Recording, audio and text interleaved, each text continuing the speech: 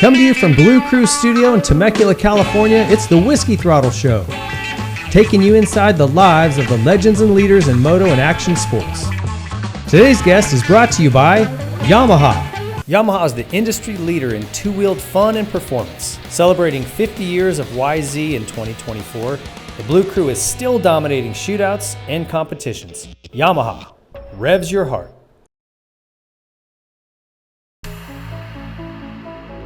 SKDA is the leader in motorcycle graphics.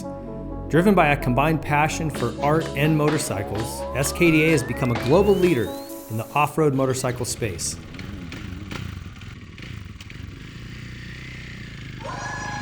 Their graphics can be spotted from a mile away with a unique design that blends speed and creativity. SKDA, search and supply of true art within moto. Troy Lee Designs, built for the world's fastest racers. TLD blends elite level protection with industry-leading style and performance. Moto, bike, helmet paint, casual wear, whatever your passion, Troy Lee Designs is waiting for you on the next level. Nihilo Concepts, enhance your riding experience with superior products like the start-stop conversion kit, fuel petcocks, frame grip tape, lever grip donuts, secondary on switch, billet foot pegs, billet throttle housings, and so much more. Nihilo Concepts produces exceptional products, all of which are made right here in America. Hey everybody, thanks for joining us here at the Blue Cruise Studios in Temecula for the Whiskey Throttle Show. I'm your host, David Pingree, joined again by Jeff Ward, legendary racer. And we're going to get into, if you missed part one, go back. That's all of his motocross racing career. And we're now kind of just after he retired from racing. Wardy, we're picking it up basically 1993. Right. And I want to just kind of dive into how you mentioned it a little bit in part one, how you got into IndyCar racing. It was Paul Tracy saying, "Oh, you should come do this," which it's a little bit. Seemed probably a little far-fetched. Yeah, for sure. And you know, the really interesting thing to me about what you did in Indy was there's been a lot of moto guys who go, "Oh, I want to go car racing." Ricky tried NASCAR. Jeremy tried, his hand at racing. And there's been some guys do like the off-road truck stuff. Yeah, RJ tried to go NASCAR. He did that with Jimmy Johnson. It's very hard. Yeah. It's very, very hard. And so if you just look at overall results on paper, you were by far the most successful guy. Yeah. In probably what I would say is a more difficult form of racing. I don't know. I'm not a car guy. But I'd say it's way harder to do 200 miles an hour in an Indy car than it is to drive NASCAR. Maybe I'm wrong. I've done both because I've driven NASCARs. I mean, they both have their. I mean, that's why, like guys like even Paul Tracy and Frank Keedy and Juan Pablo Montoya went over to NASCAR and they didn't win. And they were winning Indy cars. It's such a different, different. Is it kind of like off-road racing versus motocross? Kinda, a little bit, yeah. I mean, because the best off-road guy in the world can't go win a national, and vice versa. Yeah, well, I don't think anybody from any sport can go win on a motocross bike, but a motocrosser can go somewhere and win in a car or a truck or anywhere. But there's no way it can go the other way. Right. That's out of the question. But it's just a different form of racing, of learning it. And for me, Indy cars was probably easier than NASCAR. Just because the road courses have a little more dynamic to it, like line choice, and if the car's not working properly, you have to change your entry. There's throttle control coming out when the tires wear, where NASCAR just seems to be a little more setup, like getting the right setup, but those cars move around a lot, so it's just a different form of racing. Okay. Yeah, I think I would adapt it to. I mean, I adapted to NASCAR because I did some testing and races in that, and I was fine in it. I just got, when I went in IndyCars, the team on 98 owned Tabasco was our sponsor, and they owned a NASCAR team with Todd Bodine, and I went and tested the Cup cars at Talladega and Daytona, Rockingham, so I was on the same tracks, and my times were just competitive, but I wanted to go IndyCar because I wanted to go to the Indy 500. Okay. I mean, it might have been a better road to go NASCAR. I might have had a longer career. I might have made more money. I might have been better off. I don't know, but the Indy 500 was kind of the goal. Okay, I was going to say, what was it about Indy that you liked? Yeah, maybe if I was hooked on Daytona, I went there first, I'd be like, oh, yeah, I got to race this. But I went to Indy, and that was kind of in my brain of I need to get open wheel stuff. So I went and, did testing in some open wheel cars, and did the Indy Lights to start off to go that route. If I would have went maybe the other way, I might have went some sprint cars first to, whatever, Arcus or Southwest Tour and gone that route. But I just went because the 500 was in my brain. So I just And went. what was it about? You said you went and it kind of it's kind of just fascinated you. It's What a was it about? spectacle. I mean, you go there, I don't care what you do. It's so big. And when there's 400,000 people there and just the atmosphere and the pageants and there's so much going on. And it's just like, just palpable energy. Huh? yeah, you've just never been to anything that big before. It's like, Supercross is great. It's a lot of people, but, it's like 7 times that. And then the track, you can't even see the other end of it. It's just so big. Yeah. It's just kind of grabs you if you ever go. Even when you go there and there's not a race, it's just amazing. Like it's like you're in a city itself. Right. So it just grabs you, and I just wanted to go that direction. So I just kind of had to pick people's brain and learn what to do to get there. And it's just a different mentality than motocross. If you're a good rider, you're going somewhere. Yeah. There's a lot of good racers, but it's Well, like you need money, That's what I was sponsorship. kind of going to ask. It seems like all forms of car racing, you just have to bring money or have money, and then you can if if you're worthwhile at all, you can drive it. Yeah. You'll get an opportunity. How do you bring that kind of money? How did that work for you? You said Kawasaki helped with some of your Kawasaki marketing helped. I mean, I got money from them to work for them, but I used that to buy the car and then leverage their marketing and to help out at the races and get more exposure and bring something to the table for a sponsor instead of just, hey, I'll put a patch on the car or my jersey in the car and do that. So they were able to do stuff and did some ads with it and kind of promoted it a little bit off the motorcycle side. Yeah. But I mean, Troy Lee was probably one of the biggest helps that I had. Just being able to leverage stuff that he could do for people Relationships. And he had some friends with John Couts, Heating and Cooling, Del Taco. We knew the owner of Del Taco that started in Corona because Corona is kind of my father-in-law's from Corona. So we knew a lot of people just wanted to put a little bit in, and they really weren't helping so much in my Indy Lights program. My first year, I only did 6 races in Indy Lights. That's all the money I had. Okay. So I did half a season. The next year, I only did like 2 races in Indy Lights because I didn't have any money I had enough money to do the next year. It's called the Barber Saab series. It cost like, I don't know, it's like $60,000, but you got like 12 races and 2 races a weekend. And they were open wheel, Ford motors, spoilers on them, but they weren't that fast, but it was racing. Yeah. And I figured, it's probably better for me to do a full season of that than to do 2 or 3 Indy Lights races because they're like $20,000 a piece, so there's 60. I could do a whole race here, or I could just do 3 here. So I need more. So I went this, and it's kind of ironic that Juan Pablo Montoya was at that first. He did that whole series the same year I did it. And he went on to be Formula 1 world champion. He came from Colombia, and that's the series he raced. He killed everybody. I wasn't even close to him. Oh, really? Oh, yeah. He was just like magic. And I'm like, who is this guy? It's like, what is it about? And I'm talking as a total troglodyte. I don't know anything about car racing, but like, how does a guy be so much better? Like, what is it? What's he doing that you weren't doing?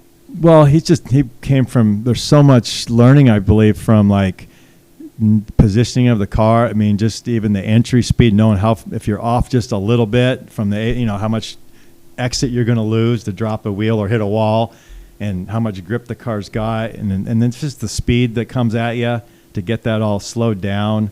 I mean, you kind of did it in like Supermoto a little bit. You can just tell when you're offline, and I think guys just get a feeling. It's just like a feeling in the butt of what the car's doing and where you're at on the track, and just knowing everything, and the brain's got to work with it.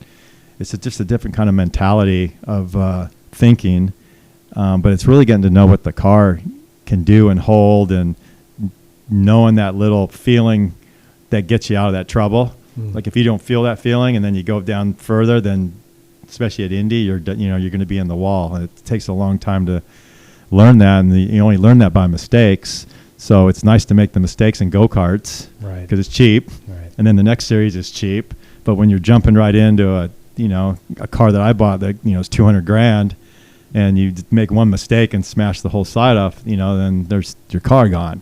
Ugh. So go-kart, it's not that bad. Yeah. But you learned that, right? You learned you couldn't go in that fast. You learned you needed to turn quick. It just comes naturally, just like a motocross bike. you start learning these mistakes as it goes, and you only get better by mistakes. But unfortunately, in car racing, it costs a lot of money to make. So that's why it's a gradual process of not getting too far ahead of yourself and getting in trouble. So I was just able to adapt to it because of the motocross skills that I had, being able to adapt to tracks, changing every lap. I mean, I knew where that rock was, that corner over in the back, and you knew when it was gone, right? So it's like your brain is always working on adapting to everything with the bike movement. So when I got in the car, it was weird because I was so restricted. Like you can't, I thought my seatbelts were tight until I went driving, and then they had to tighten them more, and then they had to tighten them more to where you can't even breathe because you don't want to move at all. The seats, because if you move, it makes like the car's moving. Right. So you don't want to be sliding at all in the car. So you want to be just perfectly solid so you can feel everything the car's doing. And it just takes. And Hans devices too. It's not like you can look around. I didn't have those when I raced. Oh, they didn't. We didn't have Hans. I didn't have Hans until probably the last 2 years of my Indy cars. But still, you don't get a lot of head movement, right? Not on the ovals, but on the road courses, yeah, because you kind of have to lean your head. You just can't be straight and turn. You kind of point your head a little bit, like you're kind of like you're leaning. You're looking over here, so you're kind of leaning in. So you have a gap, pretty good on the headset, and your head is about right where you want it to be. So when you accelerate, it doesn't go back. Yeah, right. It just stays there. But when you brake, it doesn't. It's not like this then. But so it's really hard. It's hard to get a seat fit perfectly. Okay. And that was something that was awkward for me because I was used to being my jersey cut up with nothing touching me. Yeah. And now I got something yanked on me with a helmet on and head's hitting the side and little claustrophobic. A lot of claustrophobic and and truthfully, I don't think I ever felt comfortable getting in a car. Like plopping in, going, I feel at home. It was always like, if I got on a motorcycle right now, I'd feel like I'm at home. Just like I could take off and not even, but I get That's just hours, right? Well, it's because I've been doing it since I was 4 years old. So it wouldn't take long. I'd get going. I'd forget about it. But when I first get in, I was always like, oh, this is tight. Doesn't seem right. Yeah, this is tight. And then when you get going, it's like, oh, this isn't tight enough. So, it was just that was just different. But I think just my mentality of process of learning how to do it and then being fearless. Really, I wasn't afraid, and I was, you're more afraid of crashing the car and it costing something, but I wasn't afraid of getting hurt. Yeah. So it just took a while so like I said, I did that full year of that one series and did pretty well. And then, I leased my car out to another team because I still had the car. So I leased it to a team where they paid me to use my car because they had somebody that was buying a seat to ride. So I was getting a little bit of money from that, which was helping me with this other thing. So there was like 3 races at the end of the year. This team was running my car that nobody was running it. So I paid to go drive my car for which was cheaper because I owned the car. I didn't have to pay for the stuff. So did really well in a couple ovals, and this was like 94, 95. And then I got on a team, Doricott, that I got the whole season. I didn't have to bring really any money in. But I did bring some because Troy had some, and we brought 100,000 or 150, and then it cost 500, 600,000 to run a year. So they sponsored me, the Doricotts, which were a great family, and they've been racing forever, and I did really well. Didn't win any races in any lights, but then I had some poles.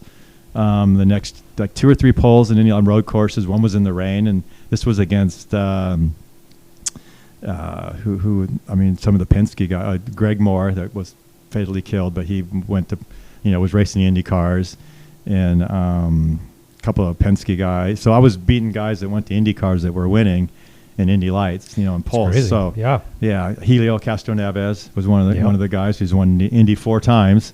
So I out-qualified him, and he'd been racing for how many years to get to Indy lights, and on a team that is a championship team, and I'd out-qualify him and out-race him on a few races. So I had the ability with not many. I mean, up to that point, I'd only probably raced like 15 car races in Indy lights, if at the most.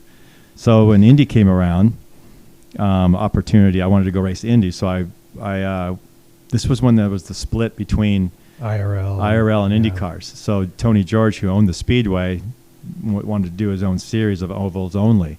So there was positions there. So I went to Phoenix at one of their races and talked to a crew chief there. And then Mitch Davis, who ran Eddie Cheever's team. and they were looking for a second guy for the Indy 500. They have a car and a sponsor, and I had some money to bring in, and so we made the deal to go run 97, the 500. Okay. But you had already made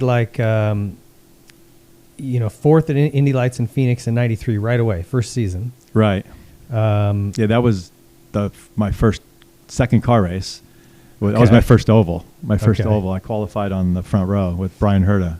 And then '94 was when you were doing that other series? Yeah, I did a few races in Indy Lights, 1 or 2, and then I did that full Barber Saab series. Okay. It was called.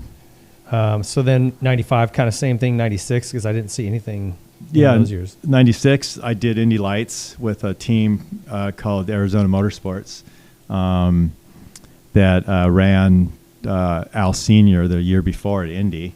And they had some good money to run. And I'd never met the guy. I went down, Carlos Serrano. You know him really well from Tucson because he's from Tucson. So I went and knew Carlos, who used to race motocross. Yeah. So I knew Carlos, who knew him, and he owned a team in Indy. So I went down and met Jeff Sinden from Sinden Racing, and they had an Indy Lights car. And so he wanted to go racing. So we went racing, and they were a new team. So we were struggling, but we did pretty good at some races. And we were pretty strong. And that year, in '95, they still had the Indycar, the Al Senior's Indycar at their shop with the Cosworth motor in it that he tried to qualify with, or raced it with. And then they asked me if I wanted to go do rookie orientation at the Speedway in the Indycar. And I'm like, okay, that sounds fun, cool. I'd never been around, I've been to the track, watched it, but I've never driven it. And I've only had 5 races on an oval, in the Indy Lights maybe. And so we went there, and I did rookie test, and I was there with Gilles DeFerrin and, God, who else was there? A couple big names, I think Nelson Piquet Jr., a couple top guys, so I did the rookie orientation. It was pretty simple. I made it through, and then they're like, okay, you want to run practice, and well, maybe we'll try to qualify. And I'm like, okay. Well, let's just keep running. Yeah. So we didn't even, the first weekend, because you're there like a month. You get a practice week and then the first week of qualifying. We didn't even go out for that. I just kept doing laps. Okay. Put new tires on, trying to get up to speed. I was up to speed pretty good, but not qualifying speed when you guys start taking off wings and making the thing go. You take like 1,000 pounds of downforce off the car. It becomes a freaking skateboard on ice after a while. Yeah. So I hadn't even done. That picks the speed up. So straightaway speed, like 15 miles an hour. So I'm just trying to learning, and then so the second weekend we're gonna go qualify. We'll try to qualify, and it's hard to get in. It's so hard to get in because to get in line, there's so many cars back then. But they used to have like 43 cars for 33 spots. Okay. So everybody's trying to qualify, and you have to get in line, and this is the last day, and I'm trying to get in. I made a run that wasn't that good, so we took some more wing out, and I'm in line. And this is the year that Penske pulled out Little Al and Emerson Fittipaldi. They already qualified, but they were at the back of the field, and they wanted to move them up a little further, so they pulled them out to try to qualify, and they didn't make the speed. They didn't make the race. I was in line with them, like trying to get in to get my position to go. So I went out, and the speed I had to make was 225 flat, and that was Paul Tracy. He was at 225 flat. He was the last guy on the bubble. And I went out. I did a 227 my first lap. Then a 225, so I was still in the window at 220. That's a 226. Then the car fell off. I did like a 223, so now I'm like a 225 too. I'm still ahead of them. And then the last lap, the thing just turned into a pig. So I was like 224.8. So I almost made it into the race, and I didn't get another chance. And those guys got bumped out. So Paul made the race, but it was so nerve-wracking, like that to do that with. So you got to do 4 laps, and it's your combined. Yeah, it's your 4 laps. Speed. Your combined. They take each lap as it goes. So if they would have just put more front wing in the car, which I wasn't comfortable with yet, because the first lap would have been a little neutral, which it wouldn't. Hearsay after been there 7 times, it wouldn't have been. But they didn't want to crash me in the car, just trying to. And even if I got in, I don't even know if I would want to run the race. You don't want to be in the way. It was just that gnarly. It was just I was that uncomfortable going that fast by myself. What's it like going 220 miles an hour? It gets monotonous after a while because the straightaways are so long, and then the cars next to you are going the same speed. So you're not. It's not like you're. It's like now you're moving, and you don't even really realize you're going that fast. I mean, the one year we were 242 on the back straightaway, and just flat out. So it's like. Do you ever, as you're coming into a turn, look at the wall and just go, man, if it goes sideways? Nah, No, you never look at the wall. It's like, I mean, you look at it because of your peripheral to get up, I mean, within inches of it when you slide up to it. But you only look at it like when you see somebody crash because it looks slow. It's like, it's like, oh, they're spinning. And then when they hit the wall, it's like it just takes off like a rocket ship, and then everything's just exploded everywhere. And you're like, whoa, that was gnarly. Yeah. And you're like, and then you kind of think about it like, oh, but that's kind of what's in your brain when you're out there feeling the car. Like when it wiggles, it's like you bring it in because there's a reason why it stepped out. Mm-hmm. Don't go to the next corner. That's what Ari Leyendijk told me, and he won that year, my rookie year. And basically all those guys that were there, they're there to help you. They're not going to give you their secret to win the race, but they'll tell you what not to do. Right. Like, do not do this, do not do that. If this happens, do not do this. And he said, if you're going around there and you're coming through turn 2 and, that thing takes a step out, don't go into 3 and see if it gets better because it won't get better. Yeah. It means your tire's building, the right rear is getting bigger because it's overheating, and which means it's going to be even more down there. So like when it happens during the race, you got to adjust your bar, this stuff like that. So it's like there's so many things going on, but like, it's just really hard to. There's so much. Yeah, that's like it's just a whole other world. My heart rate race is like talking about it. Really? Like, because it's like, and then in the race, it's just gnarly. Like when you take off for the start with 3 in a row, and I've started like 4th and 6th, and a couple times back in 15th, and there's so much turbulence, and then you can barely see it because of the fumes off the methanol from the car. Oh. There's so much of it that your eyes are like watering.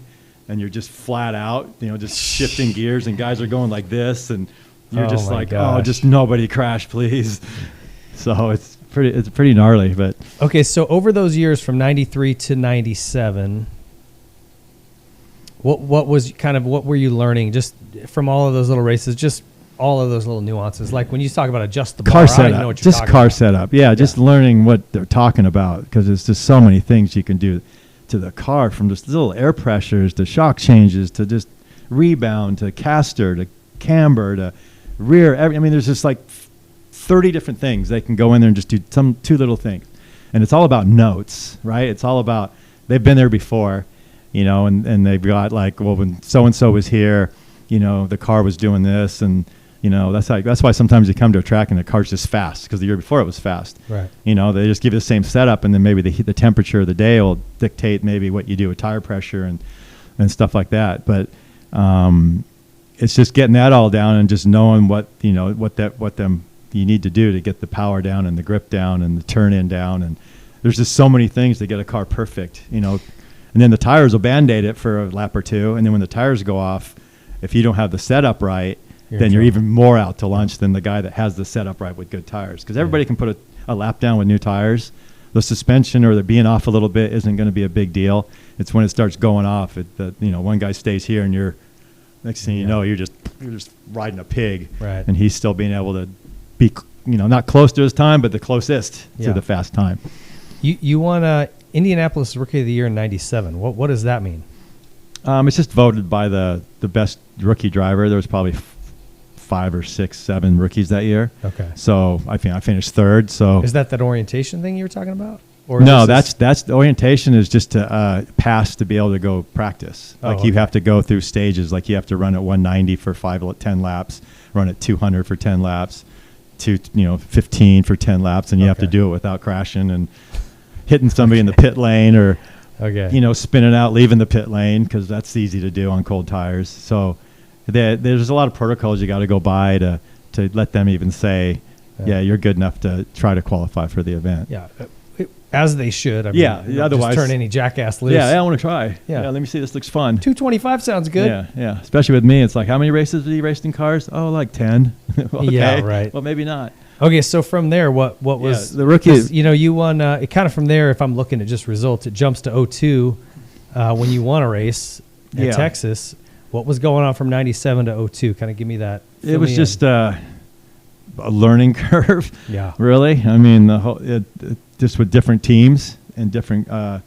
Like I was 97, I was with Cheever. Then the next year, I was with a team called ISM that was half of Cheever's team. At Partners, they left Cheever to start a new team, so I went with them. Okay.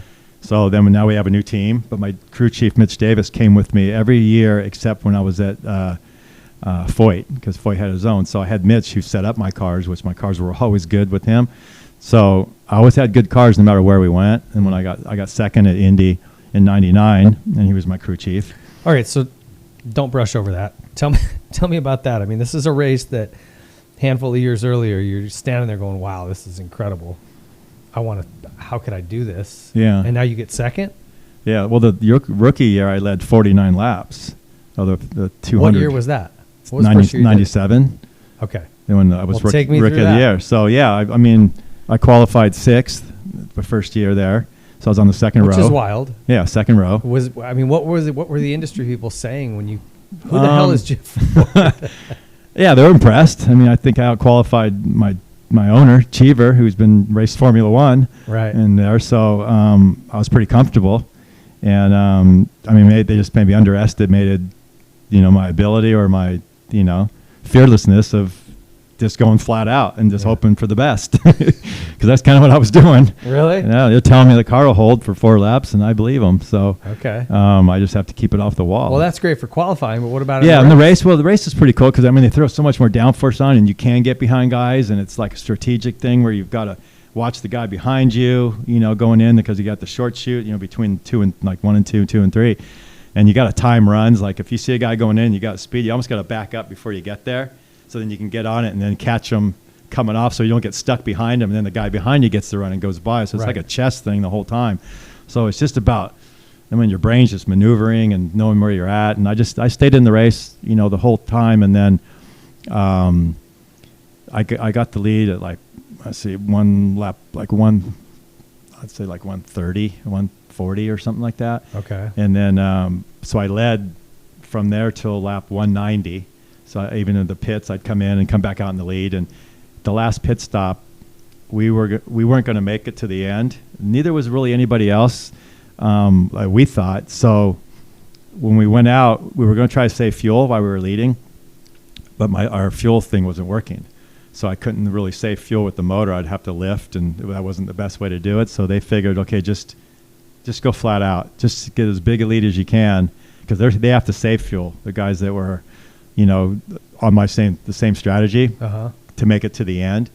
So they got to slow down a little bit. They have to slow down. So I'm leaving them, right? So I'm over 3/4 of a track ahead of second place.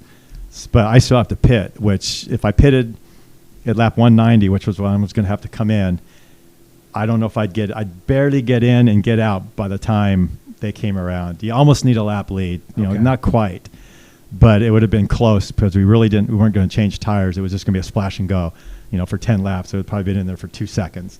So I might have got out in front of them, and then they would have still been saving, and I wouldn't have had to save. And even if I was behind them, you could go by. I could go by them because they wouldn't finish the race if they chased me down. So we thought we were sitting pretty. But before that last pit stop, somebody crashed and hit the wall. So now it's a yellow. So now my gap's gone. I still have to pit, and they don't have to pit. Oh. So that really screwed me. So I went in the pits, and I came out, they were leading, and I came out behind like lapped cars. And then Tony Stewart was behind me. And the lap cars don't get out of the way back then. They used to clear them out for a better race, right? Yeah. So I'm like 6 cars behind the first 2 guys. And they're going to have to still save fuel because this is only a small yellow because somebody just brushed the wall. Okay. So I'm like, okay, I can still go full speed. I'll get around these lappers and maybe chase them down. Or they'll run out of fuel. It'd be great. So we take off, and Tony Stewart is behind me, and I'm trying to get by lappers, and he's working me trying to get by. So I'm trying to keep him out of the way by trying to give him no air on his front because I had a guy in front of me, and so I'd take the wing away, which makes him push. And I did that one lap and brought him up, and he tapped the wall behind me. So then another yellow came out, and then I still was 3 or 4 cars behind them again. And so we went. This was like lap 195 or 6. So they waited. It's going to 200 laps. Yeah, it's going to 200 laps. So we come around at 198, right?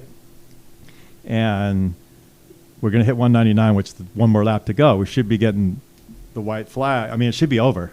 The pace car pulled off, but the yellow lights were still flashing on our dash and on the wall. So we're coming to the white flag, and Ari's leading. Goodyear's in second. I'm about 4 cars back, and I'm just like, okay, I got third, and we're just cruising. And then all of a sudden, the starter throws a green flag, and the yellow lights are still flashing on the wall. So Ari takes off, and Goodyear takes off, and then it's on TV. Ari's on the the push thing, the F words, just going, what the fuck, because he wasn't ready. I wasn't ready. Nobody was ready. So I got by a couple guys, but it still ended that way, which was kind of weird. But I don't know what they were doing. So it was just, I got third in that race, and I could have won it if the yellows went my way. But so 99 was my next year. I got hit in the pits. Okay, so hold on. So you got third at the Indianapolis 500. Yeah. Like, that's a big deal, man. Yeah, I was bummed, but because I thought I could won it, right? And it was pretty cool. It was really cool because I was bummed the whole time, and they're on there going, "Good job, you got third, dude." And I'm just like, "Okay, thanks, guys, appreciate it." I'm just like, because I knew I led the whole thing. If it went green, and we could have won. You had a shot at it. And I was, I'm looking at the board, like I'm still leading this thing. It was like 10 laps, 15 laps to go, and there's only 15 laps. It's been like 2.5, 3 hours already. So there's only 15 laps. It's only going to take about 5 minutes. Yeah. Right. So I'm thinking I can win this thing if it just, I got to pit and just get out and just do a good pit. That's all I'm thinking. And then the yellow came out, and I was like, shit. But so after the race, I'm coming in, and I get out of the car, and then the whole stands, on both sides were just cheering. Like, I'm just like, what's going on? Hey, what are they yelling for? What are they yelling for? It's like people are just cheering, and I'm like looking over, and I'm still kind of like, taking off. And then Eddie came over, my team owner, and he's like, "Dude, you almost won this fucking thing, And I'm like, "I know, that sucks, huh?" And he's all like, "What do you mean? This is your rookie year." He goes, "I've been here like 15 years, and I've never finished." And he goes, "You see these people here?" He says, "They're cheering for you."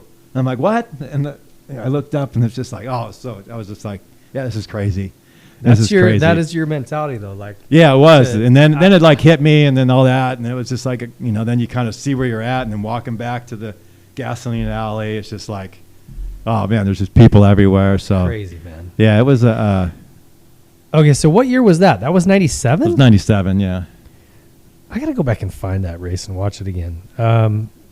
Okay, so how what other big events outside of the Indy 500 are you doing? Like, in that world, well, I raced the whole series, like the next year, because that was only one race I did, was 97. So then did you have offers from other teams or more support? I mean, I did. You down there won the thing. Yeah, because Cheever was pissed because I went with they had a second owner, right? And they split. Yeah. And I went with them. And why did you go with them? They had money for next year. On Cheever, I wasn't sure of.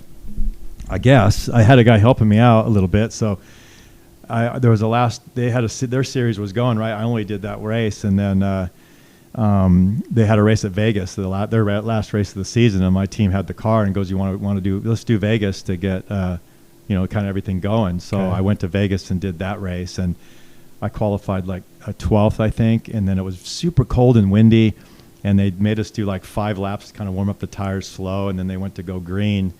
And I figured I'd just go high, like through 1 and 2. And I took off. I was in row 6, right? 12 guys, and I had the lead on the first lap. Oh, really? Yeah, I went around the outside. It was because they thought it was cold, and whatever. And I'm like, the start was so slow, and I'm like, man, we're only doing like 130 miles an hour. By the time we get turn 1, we're only going to be doing like 160. These cars, we're doing 220 when we get going. I go, we're not going to lose grip. And they all were down below, and I just went up high, and there was no marbles because it was start of the race, so the track was even better, probably up there. And I just went around all the way on the outside, and then I passed Tony Stewart down the back, and then I got the last guy in the next corner, and then I led for almost like the whole race, and we blew a water line or something. So I had a super fast car that day. So and I remember after the race, my team owner, somebody on the other team, Cheever's team that I left from, because my car was number 35, and I was leading the whole time, and he came on going, "Who in the fuck is number 35?" And then they said, "Oh, that's Ward," and then he was all pissed off because that was the other team, because he didn't know what number I was running. So then the next year I did the full year with them in '98, and it was a Tabasco car. We're sponsored by Tabasco, the McElhaney family or whatever, and they had a NASCAR team too, also.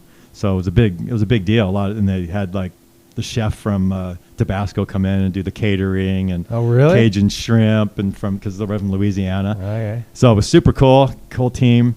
And I got pole at Phoenix in the car, so I was competitive. I don't know how I did in the series that year, 5th or 6th. Or Indy, I got hit in the pits and it bent everything, and I finished like 19th. And so then the next year, the team kind of started folding a little bit. So I got with my Mitch Davis, found a guy from Pagan Racing that does Indy only.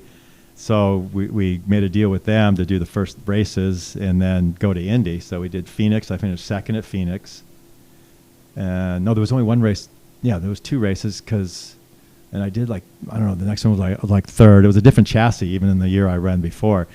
And then we went to Indy, and we got 2nd in that car. So then I had the points lead for the Indy series. So then we had to find the money. Yeah. I don't remember that. So when we had to find the money to keep going, because now we're leading the series, and we were only going to do the first couple races, and then.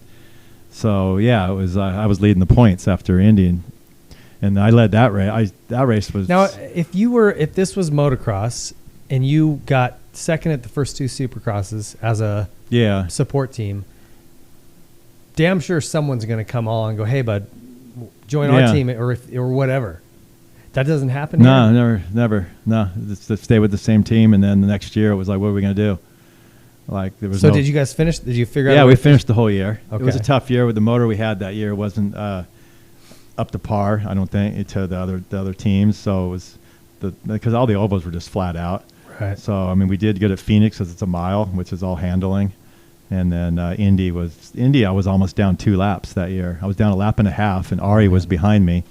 We were just struggling, and then I don't know if we found a better setup, and then I got the lap back of fueling, and then I got into 3rd. Robbie Gordon was leading, and I got into 2nd. Robbie was leading. I got into 2nd. Kenny Brack was in 3rd, and we had like 2 more pit stops to go. And Brack was behind me the whole time. Those pit stops, he could never get by. Robbie was pretty far ahead, and then the last pit stop we pitted, Robbie had pitted like 10, 12 laps before us, and he was out front, and he was running away, and we're like, there's no way he can finish because we're barely going to finish on fuel, and there's just no way he can finish the race. They have to make fuel. There's just no way. So he's out there, and we're like, I know he's hoping for a yellow, because then if he got yellow, he'd be happy, but there was no yellow. So there was about 10 laps to go. Brack's behind me. 9 laps to go. Brack's behind me. 8 laps to go. Brack's behind me. Can't get by me. We're passing lappers. There's no problems with him getting by me. And then I come up with like 5, 6 laps to go. We're coming through 3. I see this Buzz Calkins, his name is. He was like low in 4, going so slow. I'm coming up going, okay, I just got to time it to go by him on the right side because he's coming in the pits. But when I come to the right side, he's not going to the pits. He came up to the wall. Oh. So I came up and I locked on all 4 brake. I mean, I locked it up. It was skidding. I should have crashed. I locked up. I almost ran into the back of him, which I don't know how I saved it. And then I pulled out, and then I had to downshift. And I'm trying to pick up speed, and then I'm looking into my mirrors, and here comes Kenny. And I'm like trying to block him, and he's just coming, and he comes by, and he goes down into turn 1. So then we go, 4 laps, 3 laps, 2 laps. Robbie runs out of fuel. Kenny Brack won the race. Shut your mouth. Yeah. Oh, my God. That's how close Did you it go was. talk to that guy? Like, what in the hell, bud? It was fucking unbelievable. I still have nightmares at night because of it. For one, I should have crashed. But I don't know how I had smoke coming off my wheels in a corner, trying not to hit the guy because he came up to the wall, and I didn't crash. I mean, what was he? Why would you go from the bottom of the apron all the way to the top?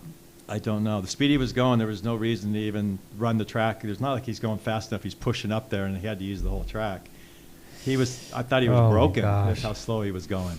And I was just right there at the exit I was getting high to come off from my main line, and he just came right up and locked that thing up. And then 5 laps later, Robbie had to come in before the white flag to get fuel, and then Brack won.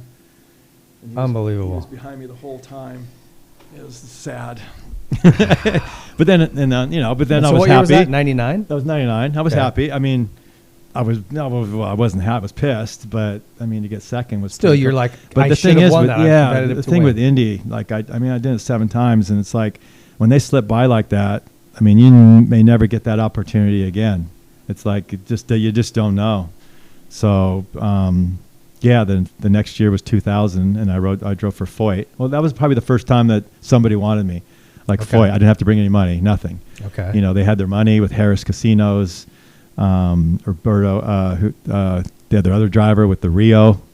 So he had a lot of money, and so I went there. The car we did really well, pretty much the whole season. They ran it like not a big budget, but we were pretty competitive. And I got 4th at Indy that year. I should have got 3rd. My teammate passed me like a lap to go with some lappers, but it wasn't a big deal, 3rd or 4th. But we ran 2nd pretty much the whole time behind Montoya, who was running for Ganassi with Chip. And we had a lot of downforce on the car, so in traffic I could stay with them right on him, but I just couldn't get by. And on restarts, he was a smart guy. He was hard on restarts to get by. And so I was right there the whole time. I mean, I couldn't get quite by. I could get a draft on him, but I just couldn't get by. And he knew it, just like I did with Brack that one year. I just knew he couldn't get by because he didn't have the speed. So he just kept me there the whole time. So the last pit stop, I kept telling Foyt, I want to take wing out of the car, take downforce off, because I can't win this race. I told him actually a couple times before that, because the car is handling so good, I can take some drag off, I'm fine. And he didn't want to do it. He kept telling me that he was going to blow up his gearbox because he kept breaking gearboxes in practice. And he thought Montoya was just going to break. So we'll just leave the car the way it is. And the last pit stop, I just begged, let's just take, whatever, pull the wicker out, whatever it is, and then just take out how many turns of front wing. And they know what it is. And he didn't want to do it. And so I just kind of sat there and was, I think Lazier got by me on a restart. And then I was kind of just a sitting duck a little bit for my teammate, because I think he had, he had some parts on his car that I didn't have on mine that was less drag than with the same amount of downforce.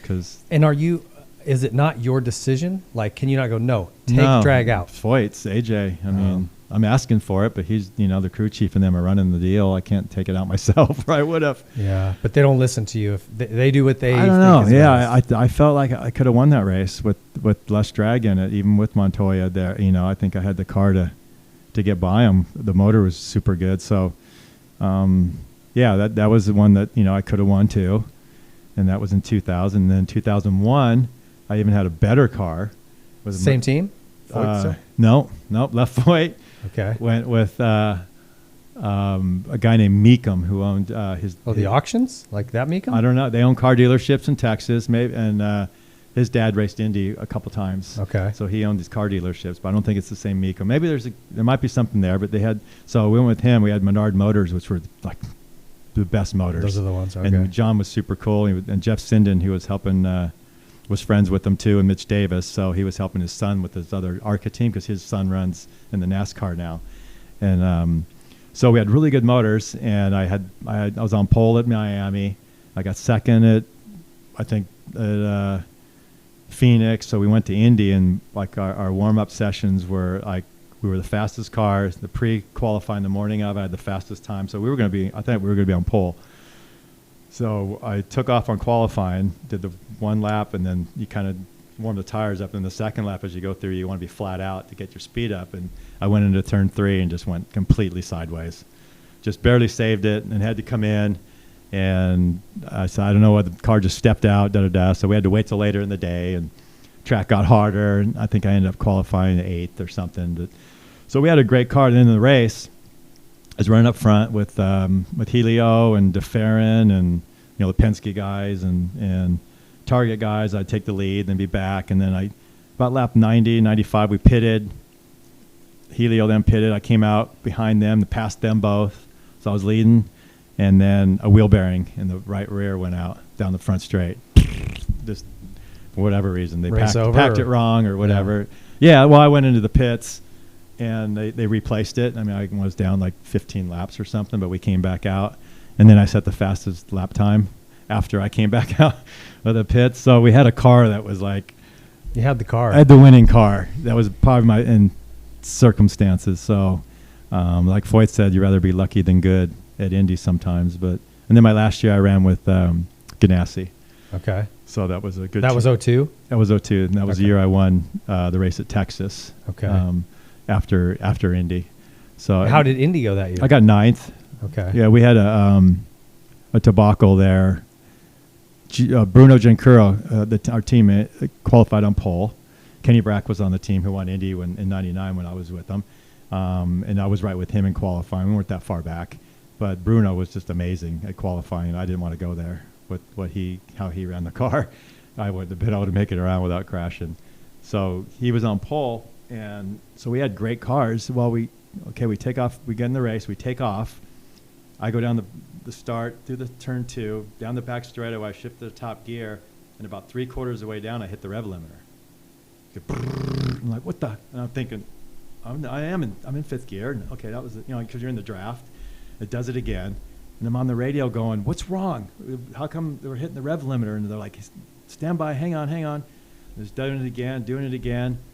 All 3 cars were hitting the rev limiter at say the rev limiter is 10.5 top. We were hitting it at 10.1, and they couldn't figure it out. So Bruno came in and they changed his gears, put taller gear in, thinking we had the wrong gearing in. Still had the same problem.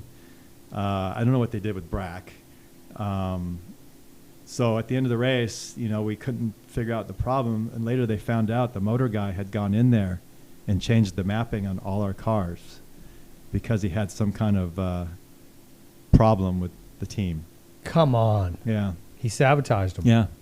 All 3 cars, somebody changed the mapping on it. Don't know who. I think they know who it was, but they came in at night. And wow. Yeah, so you would have had to change the whole ECU unit, the whole, which we could have if pits. All you have to do is pop off the thing, but nobody thought of that because nobody thought that was the problem. Yeah. They couldn't figure out why. So that was a bum race. But then Texas, I won the Texas 500 on the last lap. Oh yeah. Passing Al Unser Jr. So we went side by side. It was 4 of us left. Al, me, a guy named Ayrton Dare, and Helio. He was on Penske, Castro Neves. So it was 5 laps to go. We're just nose and tail, all 4 of us. I was third, second, third. We're just at those high bank tracks. You can't get away from anybody. So it's like a crapshoot. So on the last lap, I was behind Little Al going across the white flag. Dario was behind me, or Daria, whatever his name, and then Helio. So then coming off of 2, Al's going to hug the bottom, because it's the shortest distance. So I went high, and just sat there little by little, and then we went into turn 3 and 4. I'm half a car length, and then Dario behind me, he had to pick somebody. So I'm least moving. So he came behind me, which gave me a little bit extra, more draft. So then when I came by, I won by 6 inches. Oh, really? Yeah. It was I was this close to hit, it was like this, and then Dario was right behind me. Huh. So yeah, that was pretty cool. And it was funny because I hadn't led a lap the whole race. Right. And I think I had the 19th fastest lap time out of 25. I didn't have a fast car at all.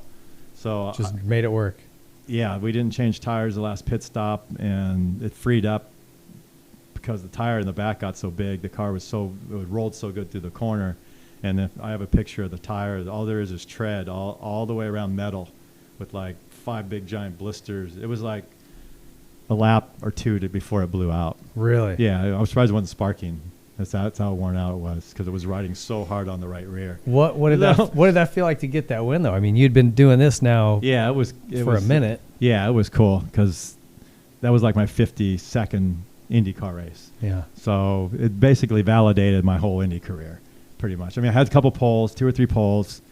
I led a lot of races. Did good at Indy, but I hadn't won a race, and I didn't even win a race in Indy Lights. So I hadn't even won anything yet. Yeah. And finally, to get that win was super cool, just because it just took a big weight off.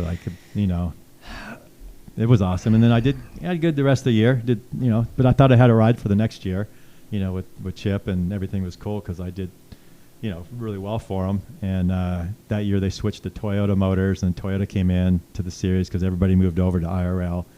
And Toyota had their guys, right? They had Dixon and another guy that was with them. So they pay their salaries and they pay for the motor program. So Chip's this is a business deal.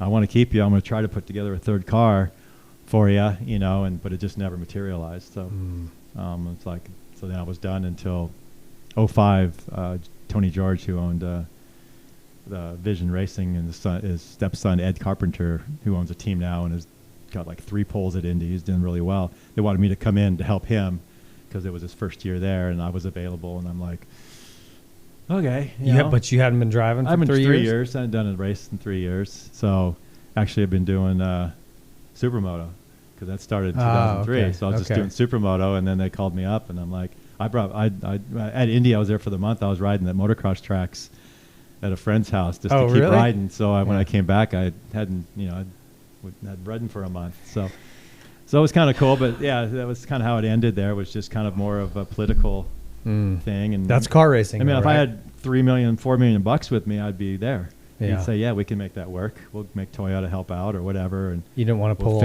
all that money out of your savings? Yeah, he's not gonna spend money for me. It's a business. If he did that for everybody, he'd be broke, right? And you could spend your own money. I could spend my own money, but I'd already done that enough, and I was, I was good with it. I was old shit. What was that? That puts me at 40, 41, and that's enough. And Wardy, I didn't know.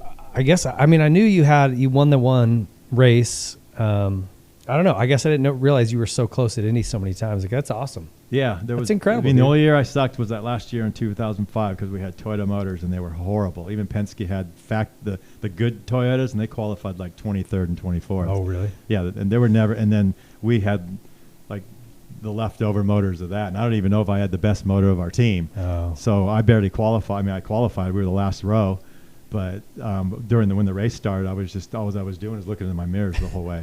Who's going to pass me? Well, next? I got lapped in like 15 laps because, it strings out so bad and you're just following the guy in front of you and then they're going faster and you're just following the guy in front of you. And yeah. Next thing you know, oh shit, here comes the leaders and all you're doing is trying not to get in the way. And that's the only time I ever felt like I wanted to. Actually, I didn't even finish the race. The car got so bad. I said, I'm done. Really? Yeah. Pulled it in. I'm just out here going to get in the way and I'm not going to do anything.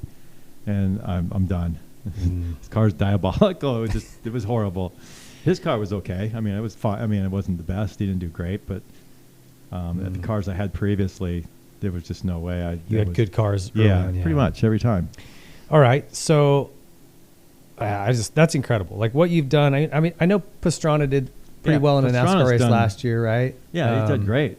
He was running top 10 in the last lap or so at Daytona. That's awesome, right? And what he does in rally is incredible. No, But this is a different animal, and man, for you to do what you did, that's wild, thanks. man. Yeah, it was something I never thought I would do, and now I look back at it, it's like it's a way bigger accomplishment than I think whatever I did in motocross, just because I was groomed for motocross, no one jumps in and just does that. You used your name to get in, which most people cannot do. Right. But even if there's even, I'm sure, kids who went through karting started in a kart when they were 4 and did the whole thing, have rich parents that probably could pay money. They still can't do that. You still have to be able to do it. Yeah, no, there's a lot of people that haven't done that yet, and they're still racing there. That's what I'm saying. Yeah. It's incredible. Even the guys now are there. You talk to them, they're like, "Yeah, I got 6th and 7th and I'm 13th." And you say, "What did you get?" I go, "I got 2nd, 3rd, 4th." Should have won it 3 times. Led 49. Yeah, and they're like, "Oh my God, you did that?" And I'm like, "Yeah." And they're like, "No way." And because they don't, it's just hard. It's like, it's not an easy. No, it's incredible. All right, so let's talk about Supermoto now, because I'm trying to think back to when it started. When did Troy start his team with, was it you and 2003. him and Metzger? Or no? No. Scott, it happened. Scott Russell, the Superbiker, was going to come out and do some Supermoto at Apex, I think, Apex. And he called Troy and then said he's got a couple of KTMs or something, and if I wanted to come out and ride. And Troy called me and like, "Hey, Scotty's coming out to ride some Supermoto." I'm like, "What's Supermoto?" Like, "Oh, and he's got some road race bikes." And so I'm like, and then he called Jeremy, I think, to come out. So we just went out there with motocross gear, motocross gloves, helmet, and showed up. And I think Scotty had his leathers because he's a road racer. Yeah. So we spun around the track and sliding and doing wheelies, and we're like, "Oh my God, this is awesome!" And then Scott's like, "Well, yeah, I'm out here for a race at the California Speedway. They're doing a Supermoto race, and in the infield." And it was like in 2 weeks or a week. And like, "Well, how do we do that? What do we got to do?" And they're like, "Well, you got to get wheels." And so we got a Honda and got wheels from White Brothers. You know, Okay. like we pieced this thing together. Troy did and helped us out, and Jeremy got a bike and I got a bike, and we just showed up at this Supermoto race at California Speedway. So Troy, you and Jeremy. Yeah. Okay. And then And this is 03? yeah. Okay. I believe so. Yeah, like in the early 03, like Okay. February or something, because the series started in 03, like in April or May. Right? That was the first year of AMA. AMA, Supermoto. yeah. Okay. So this just kind of, this wasn't AMA though. This was just It's that, just, yeah. whatever, like McAllister. Yeah, I have done something, it. I did it once. USA or Yeah. something. Yeah. So they were doing that local race. So we showed up, and then Jeremy and I did the big SmackDown race. We were just going at it, and I passed him on the last lap for the win, and then Troy had fun, and like AMA is like going to start the series, and Troy's like, well, let's do it. You know, Troy, and we're like, well, how are we going to do it? He goes, I'll get a motorhome. We'll get, you know, we knew Weekend Warrior, right? So they got a trailer, and we got a motorhome from somebody, and Scotty Bell was helping. And So how did Matt Jory get plugged in? he didn't come for a year or two. Oh, okay. Yeah, we had Watts. Chad Watts? Chad Watts was building our bikes. And, Okay. oh my God, that was hilarious, because he'd built them up at his house, and they weren't done. Was he living in California still? Yeah, or he was had- living in Corona, the Okay. house up on the hill. Okay, yeah, And, yeah.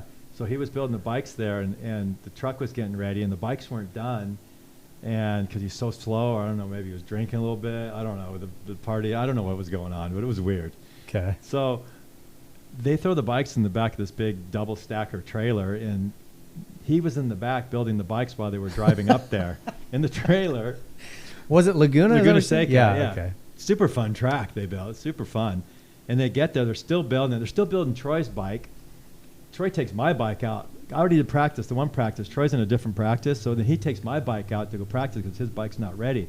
So he's getting black flagged because it has 3X on it with the transponder, and Troy doesn't know. So they're trying to disqualify me because 3X is on there. That's not me, it's Troy. So we finally got the bikes, and they stayed together. They're pretty badass. He built some nice bikes, and I ended up winning that event.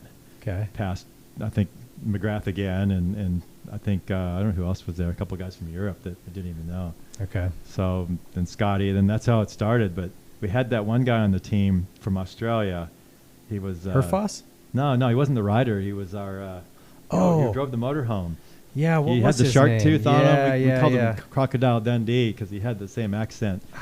And I know who you're talking about. I can't remember his name. yeah, so he was there he was the motorhome driver and this. So we had a fun year, and you know, it went all well, and it went down to like the championship wasn't off the season. It went down to the last race at Reno. the Rio Yeah. race. So what they did is you had to ride like one race to qualify. So I think Ben Bostrom rode like one race, and then he had his factory Honda and the whole thing. And we had these. I blew the motor up at the go-kart track the day before over where you come into State Line. There's that go-kart track there. Yep. Just blew my motor up. So then we had to find a motor, which was like a stock motor from somebody, and so then Ben smoked us anyway. He might have smoked us anyway because it was good, but that was a super fun track. So I ended up like second or third. I think third. I got passed by some French guy last lap. So I didn't win a championship because they didn't count the whole season, which I'd won probably 40% of the races, or 50% at least. And then the next year, that was weird. I always thought that because like Langston, I think won. Langston won. He won the unlimited, and he didn't do anything but like the one race. Yeah. So it was like, why'd we spend so much money? It was still fun, but you got the championship off of one race, and Ben. So the next year, 04, they went to a series, and I think McGrath came on 04. I can't remember the year McGrath came on as our team. I'm so vague on that one. Yeah, I don't remember either. I didn't really get into it 05. Yeah, I think I did. When did they do the downtown Reno one? Where they shut the whole city street down. Was that 05? Yeah. And your bike wouldn't start. Well, McGrath was on our team in 03, 04, and then he left to go to White Brothers one year, and then Fillmore came on the team, I think, that year, or wasn't Henry yet. Might have all three of them, because we had Henry and Fillmore at the one time. It was all three of us. So those years just blend together. Right, 2, 5, 6. I know in 06 I won the championship, but the one year, what was the year? Yeah, it was 05 when I had like, they did triple points. Yeah. I'd won, and what's his name won? Jürgen Kunzel? Jürgen Kunzel. Yeah. And he hadn't beaten me all year. Yeah. I beat him every race. I had like a 25-point lead because you're only winning 3 points a race. And So I'm up a 25-point lead, and I go for this Triple Crown points. Yeah. And I stalled it, and I couldn't start my bike. I remember that was the first one I ever did. Yeah. And I was like, this is crazy. They literally shut down That was an cool entire track. city block and built jumps down the street. And that ramp over in the middle, that big one, and then the underneath, and then the metal ones. That was a badass track. It was really, really cool. That's what Supermoto was That's what meant it should to have be, been right? like. Yeah. And I remember I just threw together a bike. And Yeah. I didn't know what I was doing. Yeah. But I remember coming around and seeing you sitting there kicking, and I'm like, wouldn't start. We no. had the problems with the hot start things. Those Hondas would not start. So somebody came over the fence and pushed me. So I stood up and I kicked it while I was standing up, and I got it to start, and I took off, and I didn't catch up to the points I needed anyway. But they disqualified me for that moto. Oh, they did? Yeah. There was a 2-moto format that year, so that killed me because they were giving triple points away. That's crazy.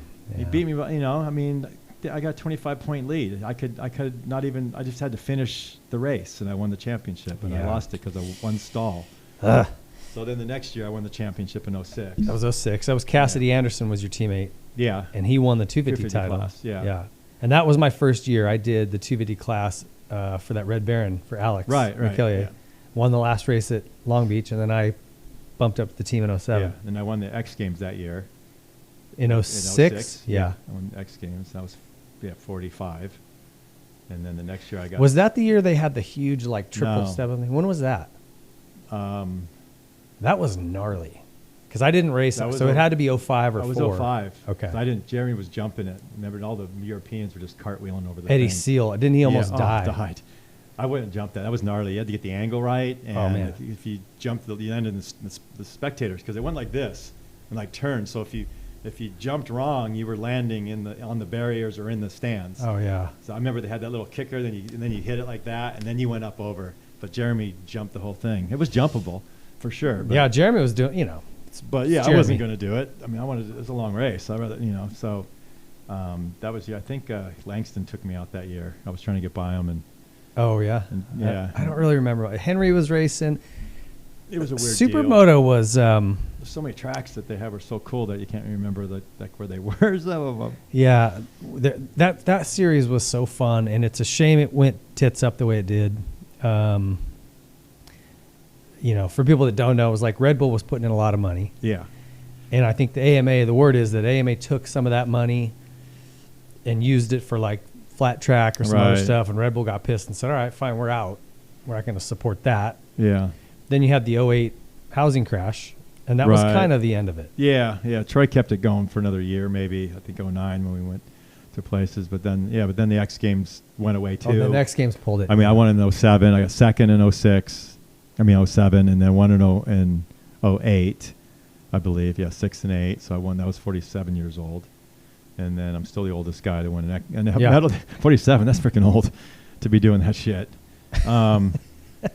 And then the next year I did pretty good. I mean, I was up there leading, and I hurt my ankle. I broke my ankle at Milestone couple months, that beginning of that year, and wrecked my shoulder. My ankle was fine. It was my shoulder I didn't know I hurt until I started riding again, and I couldn't ride that well that year. So then that was kind of it. That because X Games went because everybody now could ride Supercross. Remember they had the Supercross event, Yeah, so nobody wanted to do Supermoto because they knew they couldn't win. Well, that was the other part of it, and I don't know what the answer is, but when it started, it was you, it was Metzger, it was Jeremy, it was Henry, Pastrana, Hayden, Bostrom.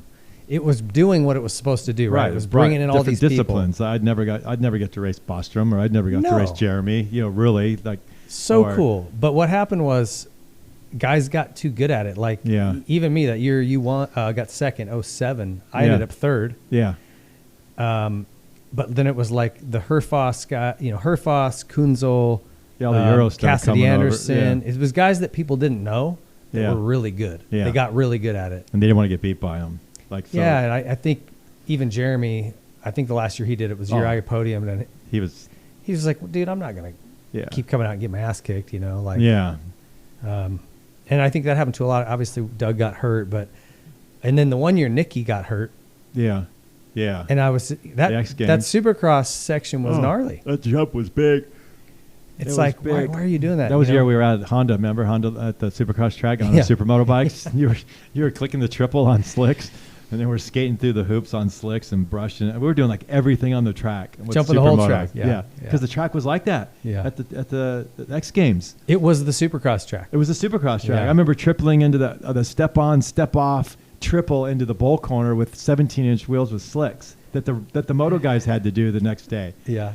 I mean, I went over the berm like twice in practice because if you just overshot at the slick, you can't grab the front brake or you're going to kill yourself. Yeah. So you had to land and try to do it, and then you just went right over the berm. Yeah. And I remember that race getting halfway through it and then just not doing it after a while because... Oh, Mark Burkhart, he's the other guy. Not a big name, but that guy was good. Yeah. He was fast. He got me on the last lap of that 06. Yeah. My bike hiccups. They twisted the cap when they put it on. Oh, that's right. Yeah, and then they choked kept your air off. Yeah, they kept putting the sign out saying gas, and I was like I was tightening the gas cap like I didn't think they got the gas cap on. So I'm riding and the thing's gurgling. Like when I went through that step on, step off, when I shut off the throttle. If you just pulled the cap, it would have fixed it, huh? Yeah, but I just pulled the twist. Yeah. Yeah, so when I jumped up on that thing, it was like boop, boop, boop, off. And I'm like, and then I'd do that triple. And I was doing it the whole time when he was behind me. And I'm like, I don't know what's wrong. But and then once I learned it, I just made sure I revved it a lot before I landed on the step on. Because if I shut off and went to give it gas, it would go boop, boop, it'd bog. And it was and on the downs, like when with the pavement, when you go and shut off, it'd pop. It was going pop, pop, pop, pop, pop, pop, pop. And it was backfiring. And I'm like, what the hell? Something's wrong. And they kept putting gas. And I'm like, tighten up. It's still doing it. And I went to the chicane, and the thing just hiccuped one time. And all it took was that hiccup and that wiggle. And then Burkhart came around, and it was like, lap and a half to go. And then I come in, and they're like, the stupid gas guy just twisted that thing on there. I've got a really cool photo of the three of us coming through a section. It was before the pit. Yeah. I was doing my best to hold Burkhart off, like just trying to stay with you. Yeah, you're right behind me. And I was like, gosh, if I can at least keep him back for a while, Yeah, no, he was good. But he was good. That Yamaha was good. The thing was that people didn't know about it. It was an hour race. Yeah. And every year, what was like 100, 103 degrees. It was hotter than heck. Well, yeah, and the X Games they didn't care about the riders. They didn't care about fans. It was all for TV. Show, yeah. So they'd get you on the grid. You pull your tire warmers off. Right. And then... Okay, we're going. Oh, no, wait. No. Hold on. 5 minutes. Yeah, we got commercials. Your tires are getting cold. You're going like oh, man, come on, man. And then you're burning up because you got this leather thing on and leathers. And your sweat's just dripping off down your grip. Yeah, it was a long race. You had to be in shape. It wore you out. Mentally. Yeah. To hit your marks and then like coming off the dirt, just finding that you're on that ragged edge of traction. Yeah, the whole time. Yeah. And to hit your marks every time for a freaking hour. Right, it's hard. It was hard. Yeah. So it was a bummer it left, but it was cool. I don't know about you. I'm curious to see like what you think, but to me, that whole series, 06 when I rode or 07 when I rode the 250, and then even the next year, I had more fun. Yeah. It was like, because there wasn't really much money involved, it was just like back to the purest racing, just racing for racing's sake, right? Trying to figure it out, just having fun. The tracks were always cool. Yeah, and when after the race, the KTM, what was the guy's name? The Brockhorst. Yeah, he'd bring over the brats. Yeah, everybody's Mickey Diamond. Everybody's just fun. Yeah, drinking beers, having a good time. Yeah. Carrie Hart was part of it. Yeah, it was just a fun. The tracks were just so cool. You were excited to get out there and feel that traction with those slicks on, yeah. and then doing a jump with the motocross bike, and then the braking so hard, and it was just. I don't know. Anybody that rides them, even today, they go out and it's a blast. And the road racers still go out and play with them because they're so fun. Yeah. I don't know. You think it'll ever come back? It's still going in Europe. Have you seen the pavement tracks they have? Yeah. I wouldn't Bulgaria do that. or something. Oh man, it's like a BMX track. They're like manualing stuff, and then bowl corners. They're doing like 80 through the bowl corner to a tabletop. No, you go down there. Yeah. Yeah. No, I'm way too old. But it would be fun to go around to like at 3/4 speed and. Yeah. But no, I was. I don't know if it will come back. I had forgotten about this. I think it was in Salt Lake. You and I both won. I won the 250 class. You won the 4D class. So it had to be 07. Yeah. And Troy got all hammered afterwards and rolled the cart. The cart. Yeah. We tried to go up the stairs at one of the bleachers. Remember? And they came looking for him. Yeah. I go, I don't know where Troy is. And then we went back. We went out that night. We sang karaoke. The mechanics were just like Clint. Remember Clint and those guys just wrecked. And then Bob Weber's car You remember what we did? We took all the mats from the hotel and laid them on top of his car, covered his car in hotel mats, and I shoved a bunch of rocks in his exhaust pipe. And his car wouldn't start the next morning. He's like, what's going on? You know, and we start pulling all these rocks out of his muffler. Oh, that's funny. Anyway, we had a good time. Yeah, we had fun. Yeah, we had some with Troy, like I don't know, Road America or something. He partied all night, and we had to go to the airport, and he had no clothes on. He was so hammered when he got there, and we had to. And Bob Weber was with us, and he couldn't find the keys to the rental-a-car. He lost the keys to the rental-a-car. Couldn't find the keys to the rental-a-car. So we had to take somebody else's. I can't remember. And so we used somebody else's car. Troy's, they came with, I don't even remember if they came with us, but he's not even any clothes on barely. And we get to the airport. We're practically walking him to the gate. You can't find his wallet. You know, we get his light. We got him on there. And then Bob's like going through his briefcase and pulls out the keys to his rental-a-car. But we almost missed the flight because we're looking for these car keys. Yeah. So just so many just typical fun stories with Troy. But it was a good time. It was so fun. It was fun to be able to get back on a motorcycle again and push it to its limits. And and you were. Do you think your Indycar, like your pavement experience, helped you? Yeah, in that? For sure. Man, you were good. Like at just figuring out traction and feel. Yeah. I think that was another thing. You just had such good. What I learned a lot at first. I was like really backing in, not really good, but I went to Freddie Spencer's road race school over in Vegas and rode the 650s. But before that, I went to Daytona and rode Zimke's 750. The class he was running back then. What class was that? It wasn't Superbike. It was the Extreme, Formula Extreme. Okay. Like 600s or 650s, okay. Factory road race bike, and it was a Dunlop test. So I went there because I was going to do the 200, Daytona 200 on the road race bike. Okay. So I went there and rode that factory Honda around the high banks, like 195, 190 down the front straight. I'd never even been on a road race bike before. And I did pretty well because I got there the third day and they changed the track. They did the infield where they didn't use the second banking. They came out and down the back straight, so it was brand new.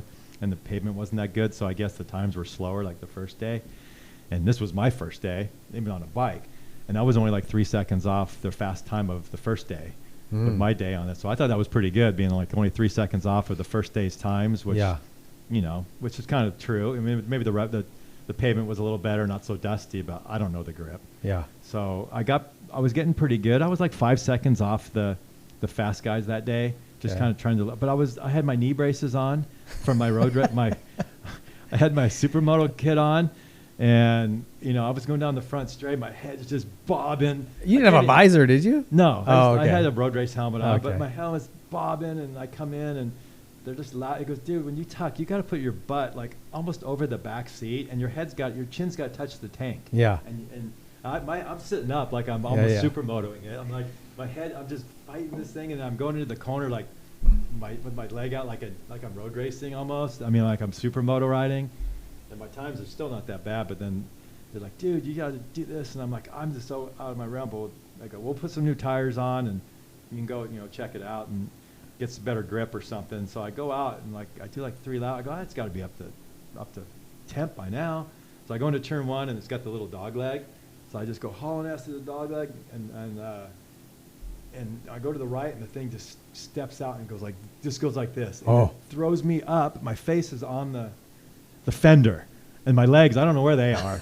I know my face is on, and I still got my hand on I can get to the front brake, and I'm just like. Trying to get the front brake to slow down. I finally slowed down and I got onto the grass. And then I just kind of stepped off side saddle and I got back on it. Scooped the poops out of your pants? And I brought it in and I said, I'm done. You did? Yeah. That was it. Yeah. Matt was there. He was over on the thing and he came over and goes, holy muck. He goes, you were straight up. Your legs were straight up. I go, yeah, I know. How fast were you going? Well, I don't know. It's probably like 95 or 100. Too fast. Yeah, too fast to be doing that. And I didn't even know what happened. So I'm like, okay. That wasn't the fastest part of the track. If that happens at the fastest part of the track, I'm done. I'm dead. So, and I didn't know what I was doing, so I went and when I went and did Freddie's school. It's like I got to learn how to ride a bike. So I went to Freddie's school, and I mean, oh my God, compared to what I learned there and how to ride it and having the right knee braces on, I felt good. Like I was on Supermoto, like how good I felt on Supermoto. Yeah. I felt that good on the road race bike where I could slide it. I could get the front brake. Oh, really? Yeah, and I'm like, okay, this is going to be cool. I mean, now if I get more practice, I could go do the 200 and probably be pretty decent. Okay. And then at that time they had that bike which was available, and they had Zimpy was on the one, and then the other bike, and then they made a deal with Kenny Roberts Jr. to run the second bike. Oh. So then they said we could build another third bike for you, but it was going to cost like $100,000 to build it. And Troy's like, yeah, let's do it. Troy's all like, oh, no, I don't want to try to raise money to go put $100,000 into doing that. One race, one race. And if it fell into place, if somebody got hurt and Zemke or I could jump in there, then maybe we'll do it. And it's probably a good thing it didn't. But I think I would have been competitive because I was right in the prime. That was like in 06, 07. Yeah. I wasn't afraid to, on the Supermoto bike to hang it out, to go. So it felt, after that Freddie school, I felt like I could handle the bike pretty good. I'm sure there was going to be situations that would probably catch me out that could get you in big trouble, but I felt. That school was big, though, huh? I've always wanted to go do one. Oh, I learned. It was 4 days. I was tired of riding after the fourth day. It was really? He's so good on the front brake, like trail braking. So when I came back to Supermoto, I got rid of that backing it in. I started going in front brake and then using the front all the way through the corner to slow it down on the pavement. That's what those Euros were so good at on the pavement. We always, came in sideways, and they were just they always come straight in. They look really weird, but it was more of a road race style. And then once I learned that, then I even got better, like on 06 and 07. Every time I see a Cold Stone Creamery, I think of you. We used to be, that was one of my favorite things is, you were one guy that liked ice cream as much as I did, and we'd always, after a race, go get some. Dessert.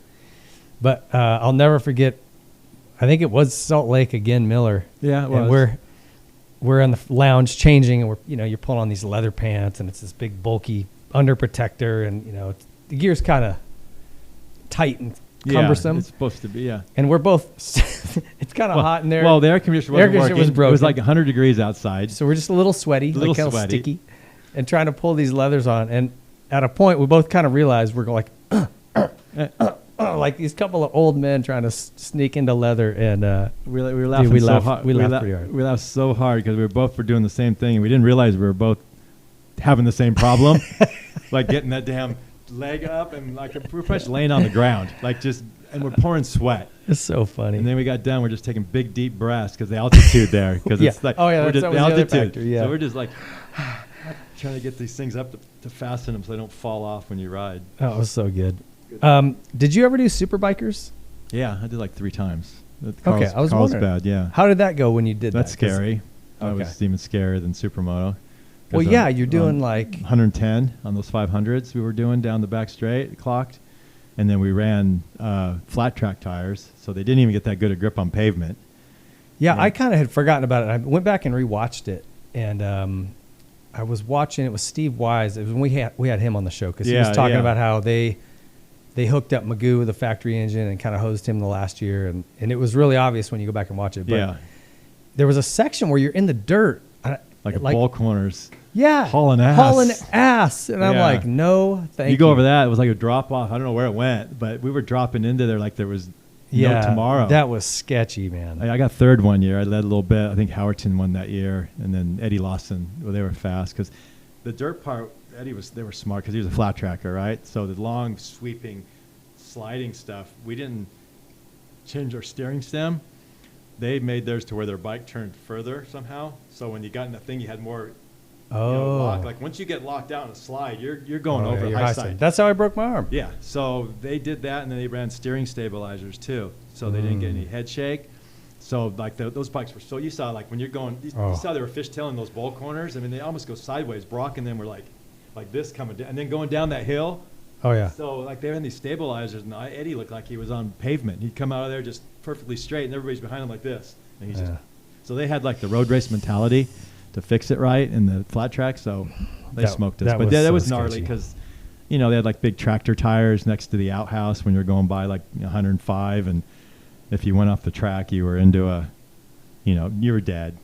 You were dead. You were just gonna die. You were dead. It was just, and you never thought about. But then we just had the regular leathers, no leather on it, just the nylon. What were you? No elbow pads. Nothing. Just chest protector. Oh my gosh! Did anyone ever crash and lose a bunch of a lot skin? of guys. Yeah. Just like the flat trackers, because they were running their flat track bikes, some of them. We rode motocross. Oh, yeah, there was. Yeah, there's 750. Oh, my gosh. Like, back the day, I can't remember who was even there. Like, I think Dave Aldana was there one year on a flat tracker, and Scotty Parker maybe back then. But, yeah, they were running their full 750 Harleys. So crazy. And they'd lay it down on the pavement. And, man. Yeah. All right, I want to bump ahead here. 09, Lucas Oil Off-Road Racing Rookie of the Year. The Dirt Sports Rookie of the Year. I don't even know what that is. I don't know what that is either. You were second overall in the racing. Lucas Oil Off-Road Championship Pro by 2. 1 point. Yeah. Who won that year? Renizenter. He's Renizenter. been like 7-time champion. Yeah. Like I had the lead on the last corner. I was ahead of who was I ahead of? One of the, what's the two brothers? One guy just passed away this year. not Leduc. Leduc. Oh, Leduc. Yeah. Okay. He was behind me.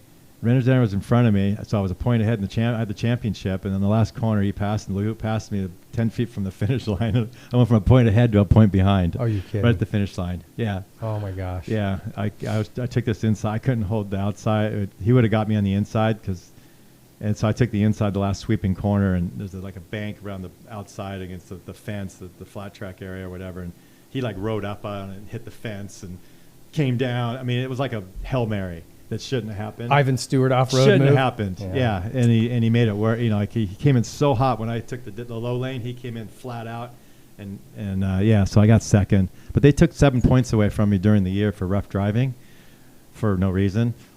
So, Rough driving. Yeah, I got hit in the first turn by Ampudia, and then the next 2 corners I came through the hoops like wide open sideways and out of control because it's watered and muddy and I can't see. And I hit him on the door. And he didn't crash. We went over the next jump the same, and I went in there, and he wanted to T-bone me, so I got on the brakes, and he missed me. And he went up and got stuck. And then I went around and finished the race, and they protested me saying I broke their truck, and that's why he got stuck. So I'm like, this is my first year, and I was like, guys, I'm just trying to learn this thing. I didn't hit anybody. He goes, well, you retaliated. I go, I got hit like 10 times in the first turn. I couldn't even see who hit me. I just came in the hoops. Look at the video. You can see me coming in sideways. I didn't come in straight. We hit door to door. Nothing broke. He went over the jump, and he tried to take me out. And there we go. Well, we can go to the driver. I should let it go to the drivers because they make the. But if they find you, guilty, you get disqualified, or we'll look at it and do a discretion and take, do what we feel is necessary. And I'm like, you know what, just do what you guys got to do. So they go, well, we thought, maybe it was a little bit. We're not going to do as much. We'll just take away 7 points from you. And I'm like, that's cool.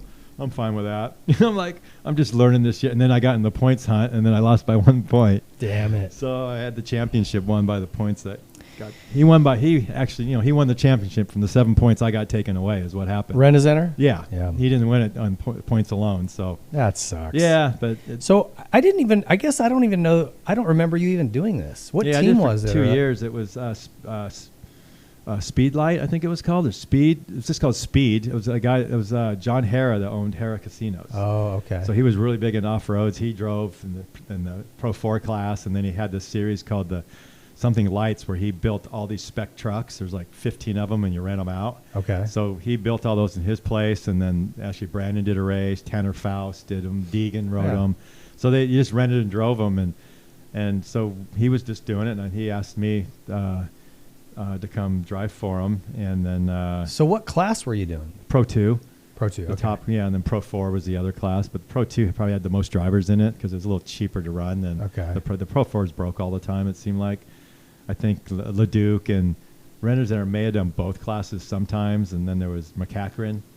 He did like Pro 4 a lot more than Pro 2, I think. Was RJ doing it at the same time? No, he wasn't. He was doing. I don't know why he wasn't doing it. I think he was doing a different series back east, the one with Crandon, and maybe just doing desert stuff at the time. Okay. But I never raced Ricky on except that would have been cool to see. We raced a couple in those trucks that they built. They had some races up in Reno for some shows and stuff, and they got all like Renizenter. All the top guys went, and Ricky raced that thing, and we're banging out. And I think I won the race that day. Oh yeah. Yeah. So, but I never raced him in the big trucks. That would have been fun. Think. I did race him, and I did the Mickey Thompson series way back. I ran with Walker Evans in the Dodge. Oh really? Yeah, I did like 6-7 races. And he was a Chevy guy, right? In '92. When I was done racing motocross, that beginning of that year in '93, I think they had the Mickey Thompson series. Yeah. Yeah, I drove the factory Dodge with Walker against Ivan Stewart and. Oh really? And and all those guys. So I've done. I even forgot about that. Yeah, I raced Ivan Stewart. That was fun. So then I did that for 2 years, and then the team just the series kind of fell apart. Series went it went away. Yeah. So then I was kind of done with that, but that was fun. Yeah. Yeah, it was okay, up by so alley. you only did this for a couple of years? Yeah, just 2 years. And then just what? Just kind of. Yeah, it stopped, and that was around. That was around what? 2011, probably. 2011, Yeah. and then I didn't do any racing then. Really, we started Jeff Ford, the racing motocross team in 12. So Okay, we kind of put that I got together. that down here, but yeah, what happened with that? Because it was. I was trying to remember who you had, and that I was kind of looking forward to seeing what you guys were going to do, and then it just kind of went away pretty quick. It started off with, I think, Mike Kranyak, who had Okay. L&M. That kind of folded. I guess it was going away. Lucas Myrtle, who works, with the Lawrences and all that, came to me. Well, I met him, and I was trying to do some stuff racing. Maybe he could help me out with some market, because he was doing stuff like that. And I don't know, it came across. I don't know how. I mean, he knew a few of the guys that worked there, and came about like, how about we maybe try to see if we can put something together to buy that team. I'll buy that team, be part owners or something, and see how that goes. And I wasn't going to put money into it. I'm not going to go pay for half the team. Yeah. So we met with Mike, and I said, yeah, it'd be cool if put my name on the team. Maybe I'll help bring in sponsors. I'll work, on the team, and we'll do this. And we went after, we had some sponsors that we were working with, and Monster, and been talking to them. They liked the idea of the 450 and with my name attached to it. And so then we went and, hired Grant and Chisholm, and talking with Mike saw, okay, how are we going to, let's do this. And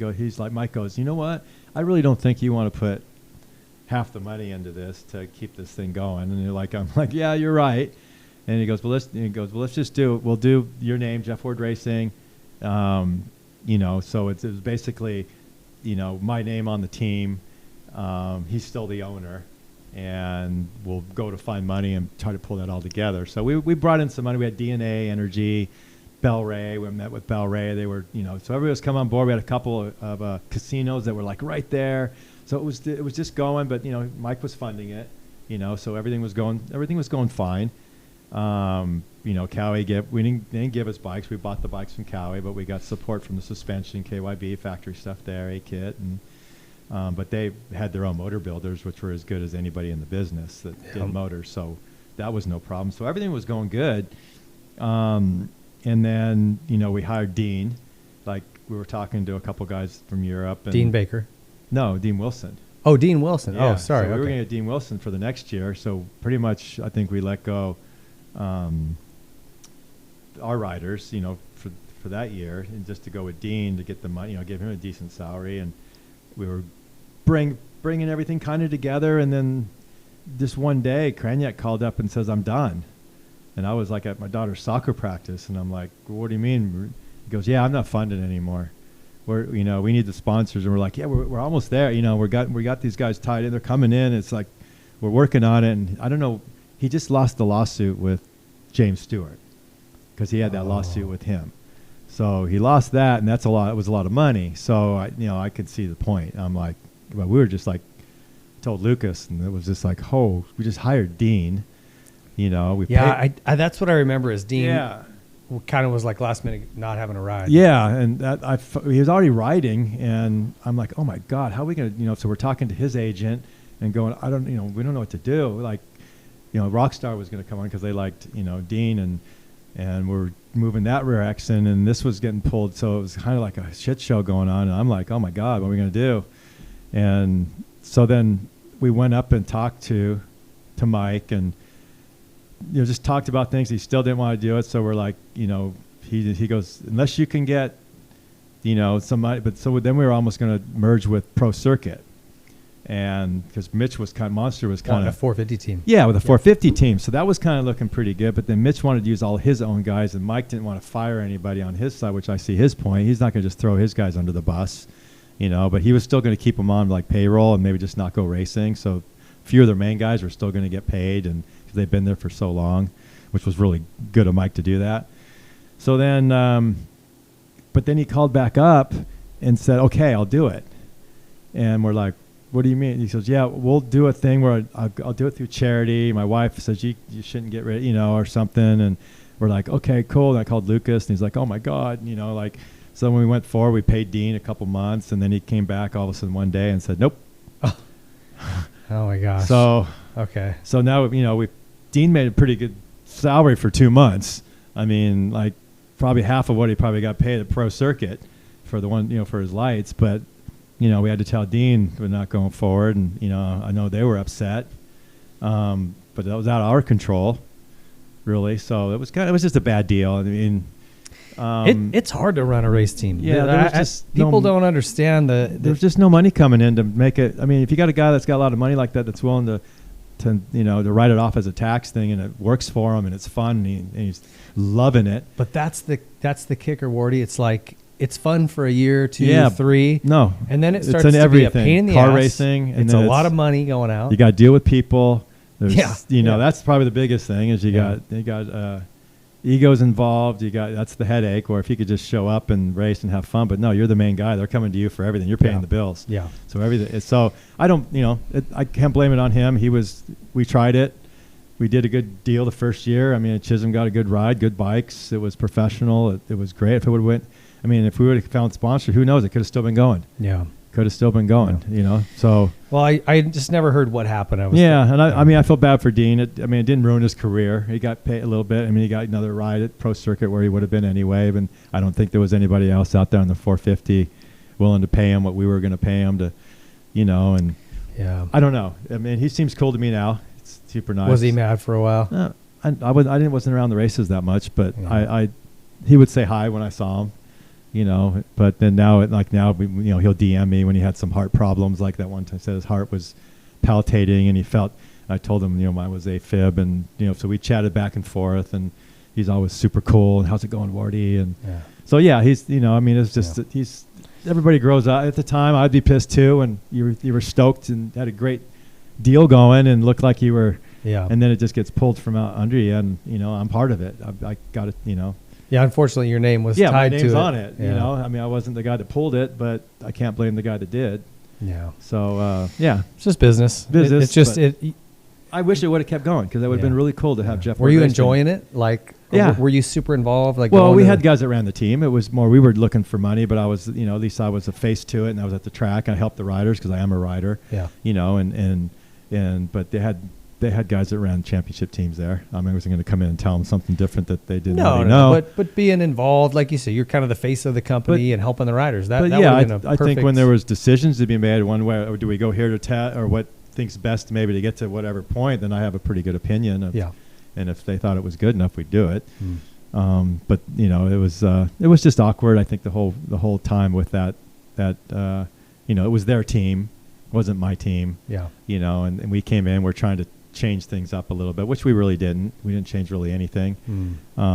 So that was probably a little bit of it, and so it was just something I wish it would have kept going, and maybe it was still here today. It'd been really cool. Yeah. But rally racing, you did a little bit of that too. Yeah. Or RallyCross. What was it? Was a Red Bull Global Rally. Ken Block and Scott Speed and Tanner Faust and a bunch of Euro guys, and I was looking into it, and Deegan was doing it with Chip, with Ganassi Racing, and Deegan had his off-road truck stuff, and there was like 3 races where he couldn't make the races, and I don't know how I even found out, talking with, maybe it was Deegan, I don't even know, and so then I called Chip and said, hey, how about, can I drive the rally car those 3 races that Brian's not running it? And he's like, well, we need to have this, and this, and then I have a friend that was running a company called 360 Fly, that was just got into. They had a bunch of marketing money, and I think it was $80,000 or something to do the whole thing and do the whole car, and with Chip's team, and so he agreed to do it. So we put that deal together, and then I just did 3 races that first year.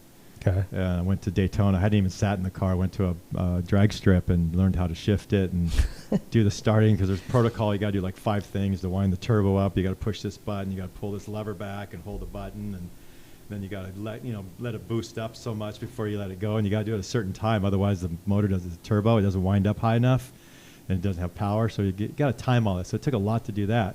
So I just learned all that, and then I went to the track and And the first day of the qualifying, the first day, because it was a 2-day event. They had 2 races. It was a 2-day event and then a separate event. So the first day I qualified 3rd, and then won a heat race, maybe even won a semi, and then there was a pile up in the race. I don't even know what I finished, 5th or 4th, and so I won a heat race against Tanner Faust and whoever else who's been on the Volkswagen factory, team Andretti, and so then the next day I put it on pole, so I was like 3-4 tenths ahead of pole, and then so I won a heat race and I was running second. There was a pile up in the first turn with block, and I got way out there, and I was way back, and I caught up, and I passed my teammate for 3rd on the last corner on the outside, and we hit, and he spun in the grass, and I got 3rd. So I was on the podium with Ken and Faust won that day, and so I'm all pumped. It was pretty cool. A good weekend, almost a couple poles, won a couple heat races, and way competitive. So I'm pumped. So I go back, and the head guy from the race comes in, and he's like, we have to disqualify or dock you a position. And I'm like, well, what'd I do? And he goes, oh, well, the last lap when you hit your teammate. And I go like, what? And my teammate was sitting here with me, and we look at each other, and I'm like, I passed him on the outside. How did I hit the teammate? I went outside. He goes, oh, you pushed him into the grass, and he spun, and I'm going, and he's looking at me like, I'm not complaining. And I'm like, well, what, because it was kind of funny because 360 Fly was a competitor to GoPro, and GoPro was their main sponsor. I couldn't put the camera on the car. I couldn't film in the car. I couldn't do anything with the camera because they didn't want the exposure. So I think they felt like a newcomer coming in with. Wow. So he was like, even my teammate was like, no, I bumped into you. I was trying to push you out of the way, but you did a good enough job to keep my 2 wheels in the grass. So I spun, and he hit me because he came up to when I went on outside, and I just was I had a better drive. And I said, oh, okay, whatever. Well, I said, that's okay, whatever. I mean, and I go, well, Steve, this is your 4th. You're in the points, so this gives you more points anyway, right? And he's like, yeah. I go, okay, then it's perfect. You get more points, and I don't care if I got 3rd or 4th. Right, it don't mean anything to me. I'm only running 2 races. I got 1 more to go. This is helping you. I go, perfect. It helps Ganassi. Thanks. It's like, so I told if Andretti was against it, like, he needs to be disqualified or maybe, I don't know. I'm not in the points, but it helps them for the championship. So I was like, yeah, good. You helped Chip. Thank you. And then the next race, I think I put it on. No, I got disqualified. I got docked again. I got docked twice. 3 times. Somebody didn't like you. Really? Yeah, all by Andretti. The first qualifying session to get you into the pole, which puts you in a better position to start it. You get one. You get like 3 laps or 4 laps or whatever. I had the quick. In the driver's meeting, I was I was the first guy to go out, and in the driver's meeting, he said, we'll take the warm-up lap, and then the first time by, you'll get the green. You get the green flag to do your qualifying. So I came around, and I'm coming around, and I come by the start. There's no green flag. There's nobody there. So I go slow around the corner, and then the guys behind me come up, and I see them like, whoa. I get out of the way, and they go. And I'm like, what the hell is that? They go, well, I guess it's green. So I go. I had the fastest time, and Andretti docked me because I got in the way of their guy. I go, there was no green flag. And then they said, well, at the driver's meeting, they said first time by is green. I go, well, it's only green if there's a green flag. What happens if there's a guy spun around the corner from the warm-up lap, and or something happened on the track, and they didn't give the green flag? So they're like, well, no, that's not it. It's first time by. And I'm like, okay, well, I'm not stopping next time I see a yellow then, because doesn't mean anything. I mean, nobody's there, right? So they docked me in that, which I still qualify to go. My second time was fast enough to get me into the pole, 5-car pole shootout. Okay. So I'm in the pole shootout, right? So I go, and then I do a lap, and then there's a car in front of me slowing down to get a gap for the next lap. So I'm in this little short shoot, and he takes off, and the Andretti car comes behind me, and I'm waiting. So this guy takes off, so I slow up. So he has to slow up. He's not on a lap. If he was on a lap, I see he's waiting to get it. So I go. And then they protested me, saying that I got in the way of him because he was ready to go. I go, well, I couldn't go because there was a guy in front of me. I had the pole. I got the pole, the fastest time, so they docked me. So I got docked again. So. And this is Penske? No, this is Andretti. Andretti. Yeah. Did they have something against you? The Volkswagens. Well, I don't know. I was beating them, and I was a newcomer. I'd never been there, and I passed them in the heat race. I won my heat race. I passed Speed and left them, and then I got taken out by Faust. in the semi, I went to the dirt and he went the shortcut, and then I came out. I was up the barriers and he just came straight into me and cleaned me out and went into the barriers, and then they protested me saying I hit him. And I got on video. I'm just going straight, and all of a sudden you see a car come and just right into my side door, and I got penalized again for that. Wow. So I don't know what the deal was, but I got penalized a lot. So his rally is like for me. So then I did the next year. The car wasn't as good, but it was fun. So then I moved on from that, and then what's the next thing on the list? Jeez, I don't know. This is getting crazy here. I'm talking about it. Race Across America. Let's talk about that. That seems insane to me.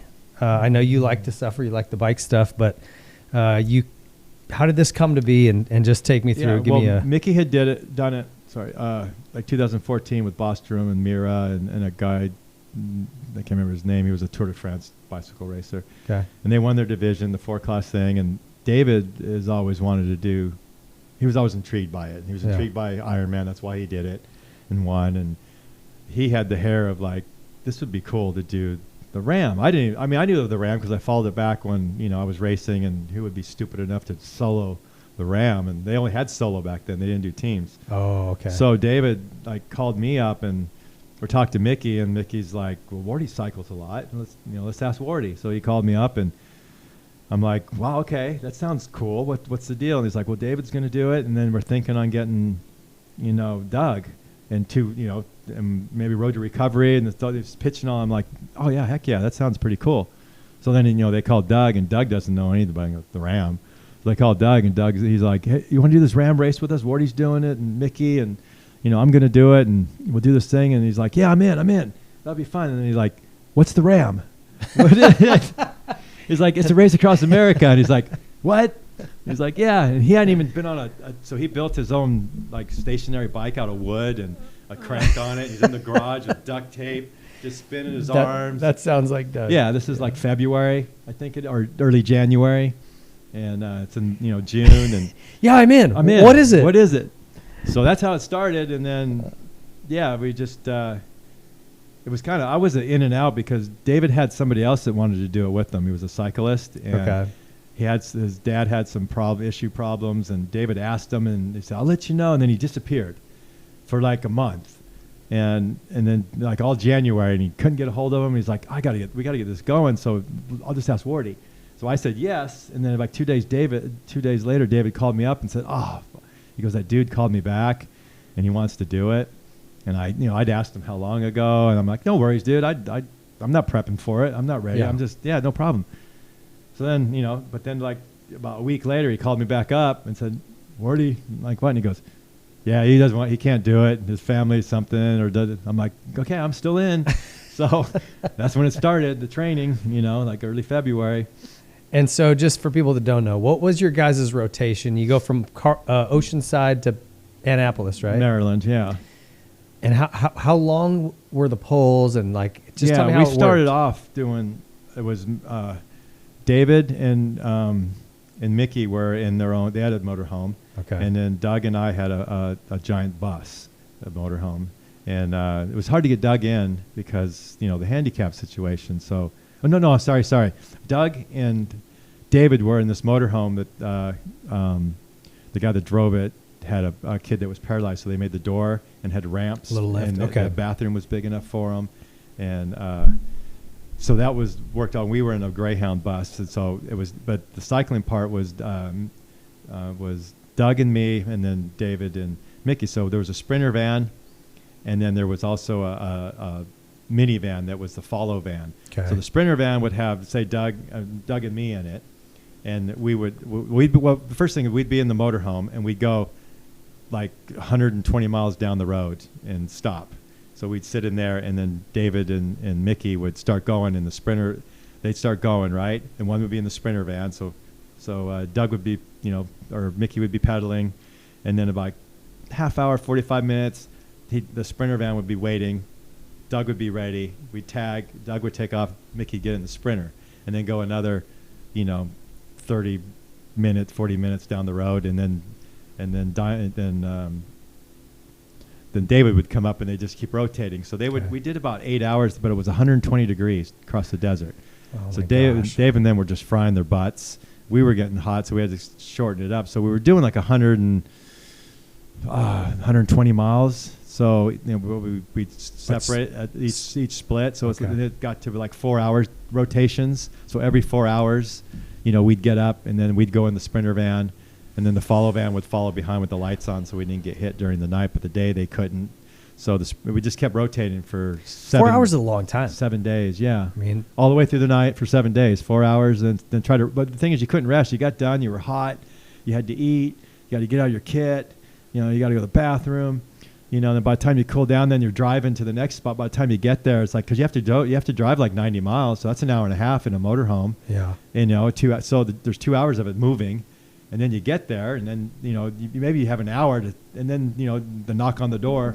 They're here in 20 minutes. So now you got to put your shit on. This happens all night, all day, all night for 7.5 days. It sounds miserable. Almost 8 days. It sounds absolutely. There were miserable. times it was miserable. If any one of us would have said, "I'm done," we would have said, "I'm done." Yeah, me too. Let's go. Oh God, thank you. But no, none of us would. We'd die on the trail before we'd probably say. Yeah, I mean, looking at the group that you had, it's like each one of you is like.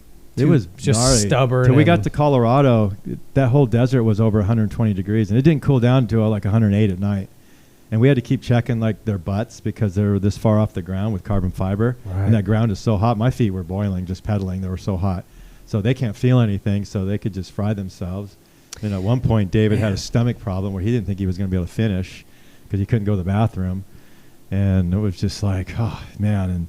We had to take extra rotations, and then we got to hills. Mickey and I had to do the hills for Doug because you can't go up the hill in those hand cycles. It's like pulling yourself up a rope. Right. But on the flats and downhill, they hauled ass. Really? Yeah. Even on the flats, they were good. But the hills, so anytime a big hill came, I had to jump out and take the hill for them, and shit. There's like 180,000 feet of climbing across the country. So Mickey and I probably did like 90 each or something. Was there a spot along somewhere throughout the country where you were like, this is cool, with like just cool views or? Yeah, we had some really fun, like cool times where the weather was good and we were just cruising through grave sites and back roads and no cars and cows and. What about coming down out of the Rockies? We went in. We came in through. We went by Tomax and. Yeah. Not Durango, but Cortez. Cortez. Yeah, and they came out and with ice chests and brought cookies and. Oh really? Yeah. So I was cycling at the time, and Doug was already there at the gate, the Tomac gate when I pulled up, and we got to see him, and then I got in and Doug, and then we went through Cortez, and then we had a penalty there because we did something wrong on the road, went the wrong way or something, so we had a different penalty, which was fine, which means I got to sleep more. We got to stay.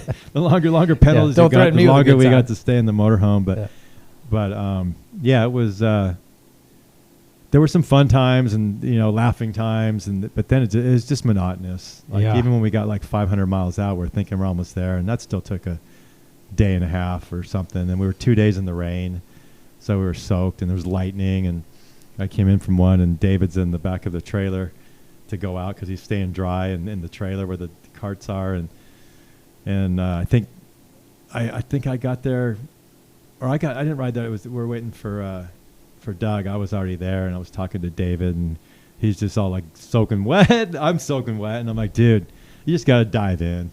It's fun. Just dive in and have fun. And he's like, really? I'm like, yeah, just have fun. It's fun out there. So then he took off, and he's like, oh man, Wardy, if he wouldn't have said that, because I didn't want to pull out of the thing, but when I saw your smile on their face saying it's great, it wasn't that great, but it was like I try to pump it up. It was great, man. It was so fun. It's so cool at night with the rain coming down and lightning flashing. It's so cool. And we had so much fun. And Doug, I was like sawing logs, snoring in the back, and he's like, dude, man, you were chopping down redwoods last night. I go, I actually slept? Really? And he's like, yeah, you were out cold, because it didn't even feel like you slept. I mean, like, as soon as your eyes would shut. Yeah, and then you're like, somebody's knocking on the door, and you're like, what? And it's like, and then Colorado was cold, like 30 degrees. And did you guys prep food? I mean, what were you eating? We started off eating I was eating like a champ, man. I was on the gels and the this and that, and it didn't take like a day and a half till we were asking for pizza and burgers. Can someone run ahead to Taco Bell, It wasn't please? enough fuel. A lot of times we were at McDonald's, like the stopping point, and we were getting breakfast. sandwiches and flapjacks and just egg whatever, McMuffins. eating Yeah, whatever the yeah. calories we could get in. We didn't care, but we started off like we were going to be this fighting machine, and then we became just give me anything to eat. And God yeah, damn. it was. We had Mickey was getting mad at stuff when we'd miss sections and yelling at the drivers, and we were edgy. They were Yeah. edgy because the one driver we had, he was the only driver. So he would sleep when we slept, and then he would do all the work to help us get in the. His wife would drive sometimes, and one time I was in the back and on the rumble strip, like and stuff, and I'm like looking. I'm like his wife was sleeping in the couch bed in the front, and so I would go up there, and I sat by him the one time just So to he didn't fall asleep? Yeah, I missed my sleep. I just stayed up there with him because he was just hammering this thing out. Those guys had the tough job because they were bored. They're following us at night with the car lights on when we're doing 20 miles an hour. Oh, it's miserable. And we're going up hills at 6, and they're just sitting there behind us with the flashers on at night, just talking for a week. 12 hours, 14, Yeah. and then we switch, for the whole week. That was worse than what you'd had to do. Worse, Yeah. guaranteed. I couldn't have done it. They had the hell job. John Perry was one of them. He was one of our guys. Oh, really? Jim Perry's brother. Yeah, he was Oh, one of I our know that. drivers. Yeah, we had fun. Probably wouldn't do it again. I don't know. I would seriously Really? think about it. Yeah. You are a narcissist I would- or I would- a masochist. Masochist? Yeah, sorry. No, You- the reason why I wouldn't is because it's kind of dangerous. It's like Well, like the lightning, or well, what do you mean? no, the road. Some of the roads we were on. We went on Oh. the highways. Sometimes we're on freeways with semis. Oh. Doug did this one time. Oh my God, we're coming down this 4-lane highway. We're on the shoulder. Just picture like Tennessee with green trees. You know how big they are. Yeah, yeah. Going down, and then another big freeway merges in. Right, like 3 lanes coming in, 4 lanes. He's on the bike. He's in the side lane. Right. Yeah. There's stuff's flying because there's garbage. He's doing like 45, 50, just all tucked in. We're behind him, the Sprinter. We're like, oh my God. You have to merge. And cars are coming. How's he going to merge? He doesn't have a mirror. He can't turn his head to see if cars are coming. So we got to get up there and like do a break or something. So we go by him and we're getting over. And as we're slowing down to brake, he comes by us. He passes you. And he just starts moving over. And cars are like slowing down. He just goes all the way over into the shoulder and then right down the shoulder. Oh my gosh. Unbelievable. He didn't have a care in the world. What did he say about it? Nothing. That's so Doug too. That's Isn't like, it? Yeah. It's just, and then the one time we were on this hill, we parked and it was on a low incline. I tagged him and he was in front of the thing and he starts going. I'm in the van and he takes off and he's going. All of a sudden he comes to a stop and then he rolls back and hits our van and we're like, oh my God, he had a heart attack or something. We all jump out and we run over there and he's sitting there and we're like, Doug, you okay? And he's like, yeah. And he puts his hands up. All his fingers are cramped. He can't straighten Buckled. his hands. He couldn't put his hands on there. They buckled so bad. Oh my gosh. So we peeled them all, like we're peeling them all straight for him. And then he's like, he gets them going. We rub them for like 5 minutes. And he's like, he puts them back on. He goes, I'm okay. And then he starts going just the whole time. And then when we ended that run, at the end there, he got off too. And his hands just went into full cramps. But he never complained the whole time. Just so much fun stuff. Like that's why I do it again. Because it was more about the funny suffering and stuff. But the roads, like we went, like one part, they told us about this highway. They don't like bikers, and they flip you off and they cut you off. And we came around this corner. Is this in California? Because that's pretty much everywhere This out is here. like back in like Pennsylvania area, some little town. And there's a lot of hills. So Doug was going and we were just getting out. And Doug came around there's this corner with like bushes and to go up this hill in Pennsylvania. And we just were going to pass them to go up, and we came around and we almost hit him. We couldn't see him because there's no shoulder. Oh. Like he's on the road, and like, oh my God, and like the bushes are covering him because you can't really see with the shadows. And I'm like, pull over. Like, so we had to go up like wherever we could pull. We got off to the side, and I jumped out and got my bike, and then so he could get in, and then I had the bike because at least I could get to the Tighter, side. yeah. He has the wide Yeah. wheel, so he's like sticking Yeah. out. And you guys couldn't get in the lane with your flashers and just follow? There's states that don't let you because of the laws. They won't let you get behind them with the flashers on. That's what you do at night. And then there's states that you couldn't be behind them. But this road was kind of more of a used road. And at that time, though, we said, F it. We Yeah. said, get behind. The next time the next hill we came to or whatever, we had the van drive behind. I go, I don't care if we get disqualified. I'm Right. not getting him hit. Yeah, no. We'll get penalized then. We'll get an hour penalty. So, but just for that reason, like you know, I had issues too with cars, and you know, just even at night, had deer run across in front of you. Oh, really? Like just run next to you, and then all of a sudden 5 come blitzing across in the middle of some, you know, with leaves all on the ground, and then a rabbit came and hit my back wheel. It didn't look like a rabbit; it looked like a dog. The guys behind me saw me hit it. I almost endoed because I bunny hopped it, but my back wheel hit it. So I went to a wheelie. So I'm just, it's pitch black. You got your light on, but you're just like doing a 35, 40 down this hill, just like, and then all of a sudden this jackrabbit looked like a dog, and it just like, and so I bunny hopped it, you know, and it didn't bunny hop, and I just clipped it like right on my chain ring because I felt it, and then just like this big kicker. So then I saved it, and then they caught up to me like, dude, did you? I'm like, yeah, I saw it. Yeah, I rode my front wheel for 20 They go, all we saw was like blood. Like your chain ring must have caught it perfectly or something, and it was like splattered.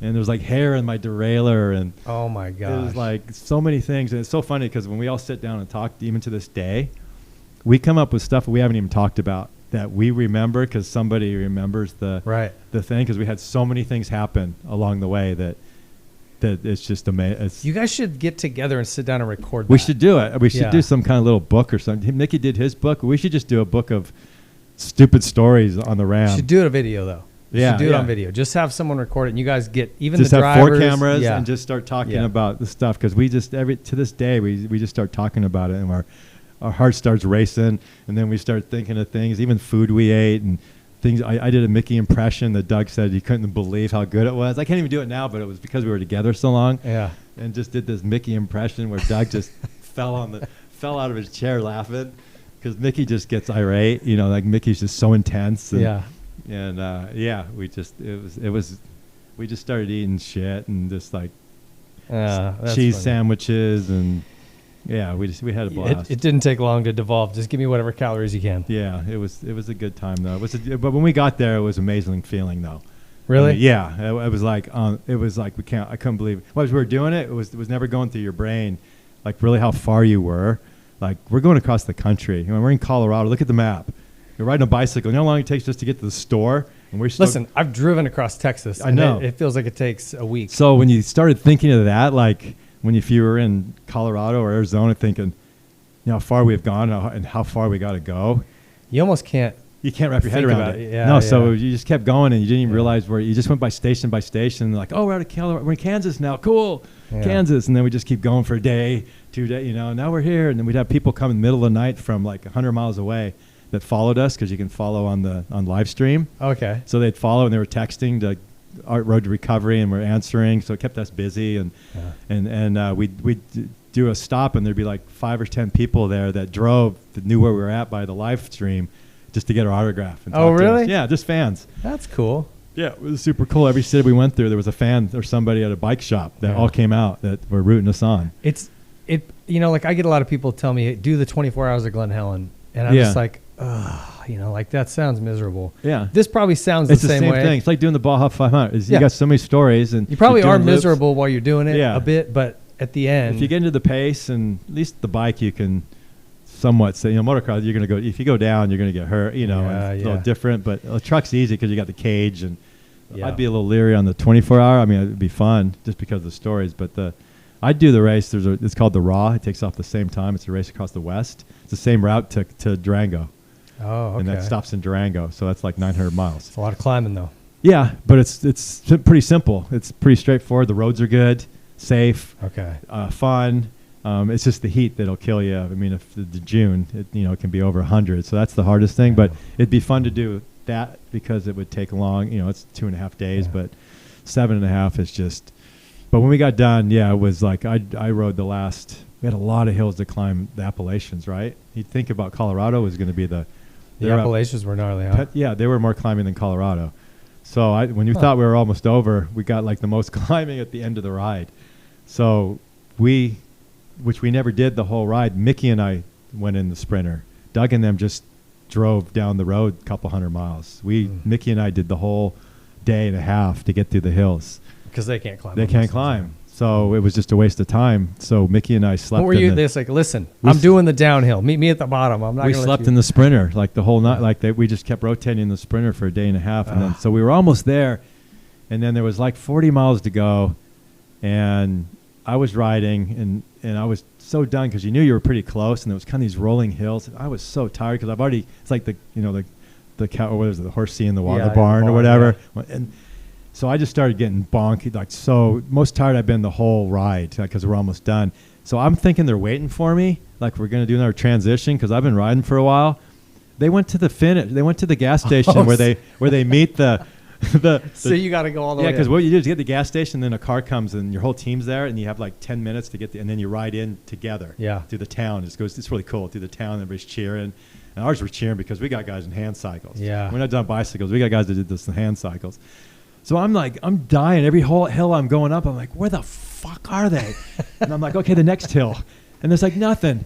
This is like an hour later. I did like 20. I get to the place I was going to kill somebody. Because they're like, why did you guys leave me out there? They're like, oh, well, we figured we were so close. I'm like, close? It was 20 extra miles. Yeah.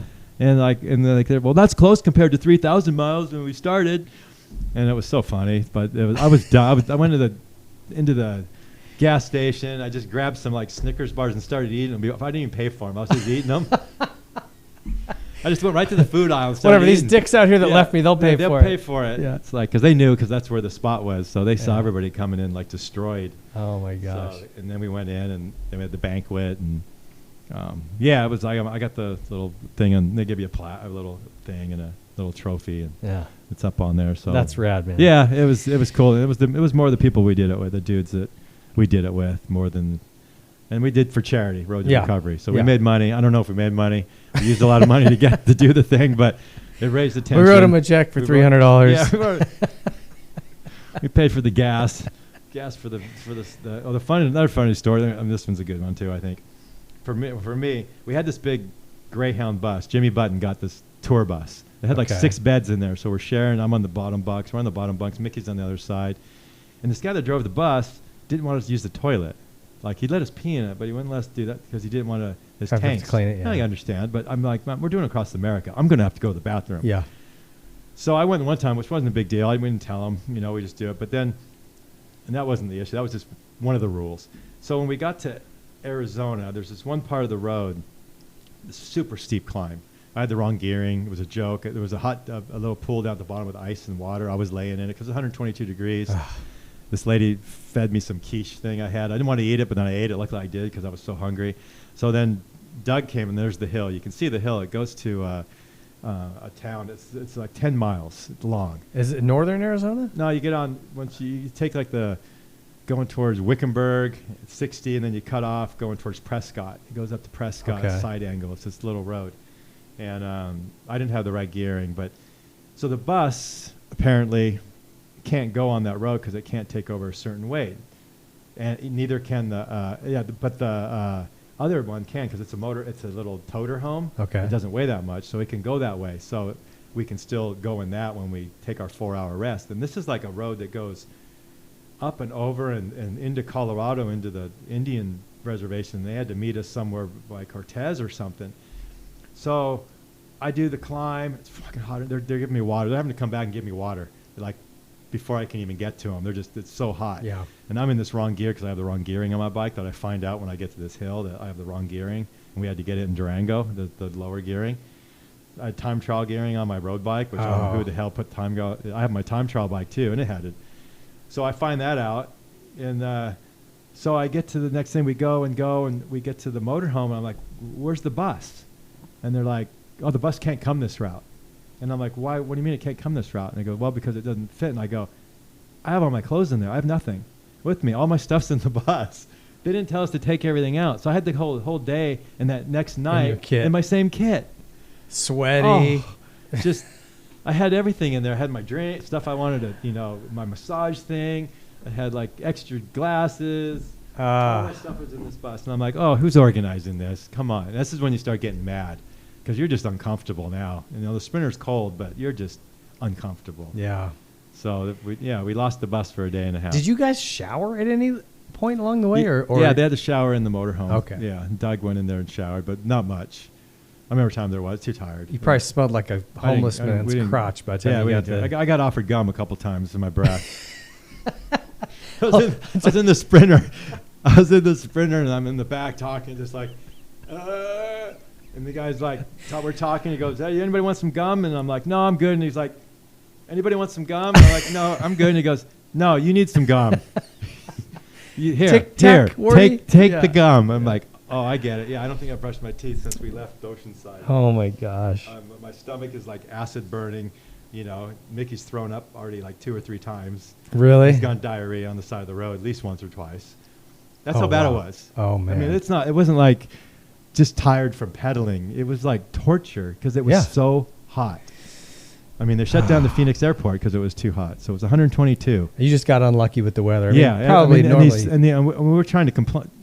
We were complaining, but then we thought about the solo people that were doing it solo. They didn't even get a rest. Like, how did they make it across alive? Like, and they did it. There's people solo. Yeah, the guy that won it like broke the record. He's like an animal. He doesn't stop. He just keeps going. He sleeps like an Insane. hour a day. Made it there like a day later than we did, and he was on his own.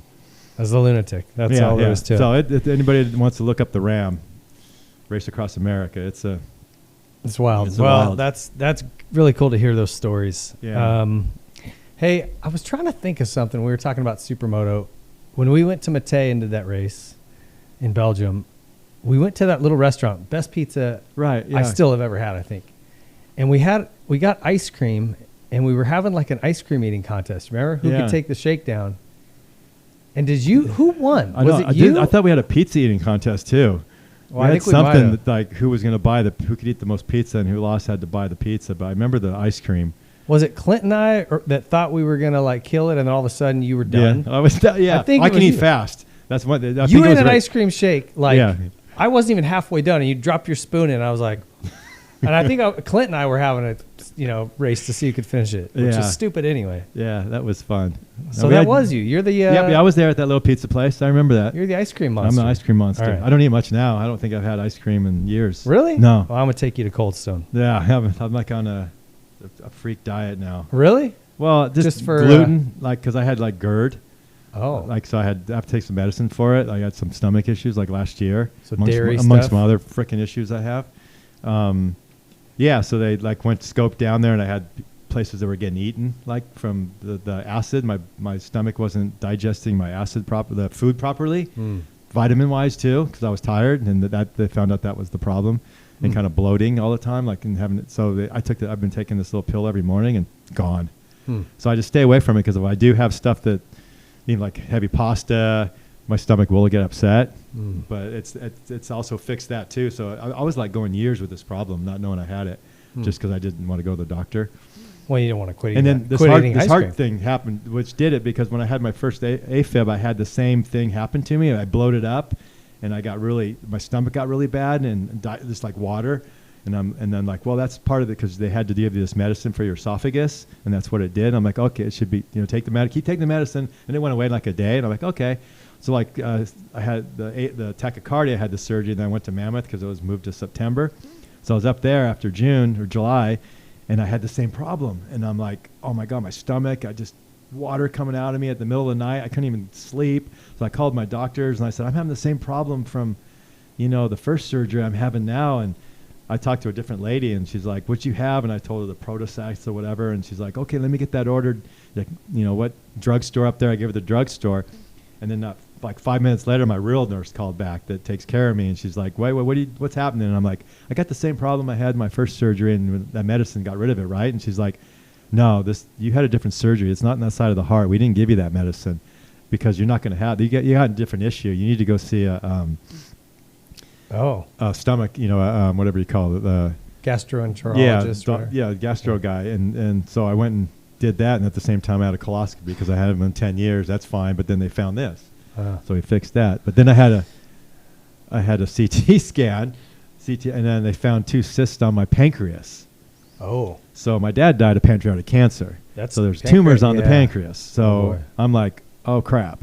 So now I had to go do a surgery to go down my throat and through my stomach to poke into my pancreas to take a sample. So the first surgery I go in, I didn't eat for like 14 hours or whatever. So I go and do my first surgery, and I'm waking up, and all I hear is, something food in his stomach, blah, blah, blah. And I'm like, so I finally get awake, and they say, we couldn't go through the stomach to get it because you still had food in your stomach. There was a ball of food in there. And I'm like, well, I haven't had anything to eat for like 14 hours, and the last thing I had was like soup, you know. So and they're like, well, we don't know what happened. So something was like clogged in there. So we had to reschedule. So I went on like a liquid diet. She goes, go on a liquid diet, and we'll get you rescheduled. So I go on this liquid diet, and the 2 days go by, and I'm on a liquid diet, and I'm losing like 5-6 pounds. I'm cycling, and I'm like, when am I having this like call the place? Nobody answers and calls me back, and so I finally had my daughter call and get pissed, like, hey, my dad has been on a liquid, you know, like I didn't want to get pissed because then I look like the irate patient. Right. So I had her call and like, you know, and then they called me like in an hour from when she called and said, oh, okay, we can get you in Monday. So that was a week that went by. I'm just drinking, you know, juices. Well, the baby food basically. So it wouldn't be in my stomach. And of course they did it and did the sample. And at the first one, she saw the camera and she said, it doesn't look like cancer because where it's at and I'm like, okay, at least I got that little bit taken care of, the anxiety. But still, then once I got it, it took like 2 weeks or so to get the results, and it came back non-cancerous. But I have to go now and do a scan every 6 months, because if it grows, so right now it's like 2 centimeters, and if it gets up to 5, then they got to go in and cut it out. Is that surgery sketchy? Yeah, I mean it's not sketchy. It's just, you know, you got to have a tube coming out you for like 5 days, and you know there could be bleeding, and you know I read it. You know, of course you go on the internet and you know you'll die before you get in there if you read that. Yeah, no. So. Don't go on the internet. So it just tells you what they got to do. It's not. I don't think it's that big a deal. But the whole thing is it's not cancerous. That's that's thing, good. So. Jeez, pancreatic cancer is. Yeah, so I go in like 2 weeks to have that done and get that checked again. I'll just isn't keep getting doing old that. fun? Oh, it's just like you saw me at the break. I stood up and it took me 5 minutes to get upright. But I'm like that sometimes too. I'm fine, and then I'll be on the couch and I go to get up and my back's just. I'm like I got to so slow, and then 10 minutes later I'm fine. Yeah. It's like all of a sudden something just kicks in. But yeah, it's like. I mean that's why I keep going, like cycling and stuff. That's you gotta keep moving. That's what I do now. So I just race for fun. Do you bump into Johnny O a lot? I mean, no. You do a lot of bicycle and stuff. You guys don't race together? No, we did a couple races together. He stays over in his own little area. He's come riding with us. We'll call him out and come riding, but he does his same loop every day. Oh, really? Yeah, he comes over and does his race. He's kind of when he had his knee replacement, he's kind of backed it down. And I'm done the same thing now that I had my heart thing, so I can't get back to where I was. And there's such good guys in the 60 class that they're just so strong. Yeah. And it's just not good for you. Like really, like I did some of the short sprint races, and even the doctors that tell at 60 or so, it's not good to put your heart through 50 minutes of VO2 max. Oh, really? No, it's just bad for your heart. It's okay to do it for 5 minutes at the top of a climb, and it's okay to hold it at a zone where you got the breathing. But when you get to your VO2 max and you're holding it at that threshold, it's bad for your heart. It's bad for your heart at that age.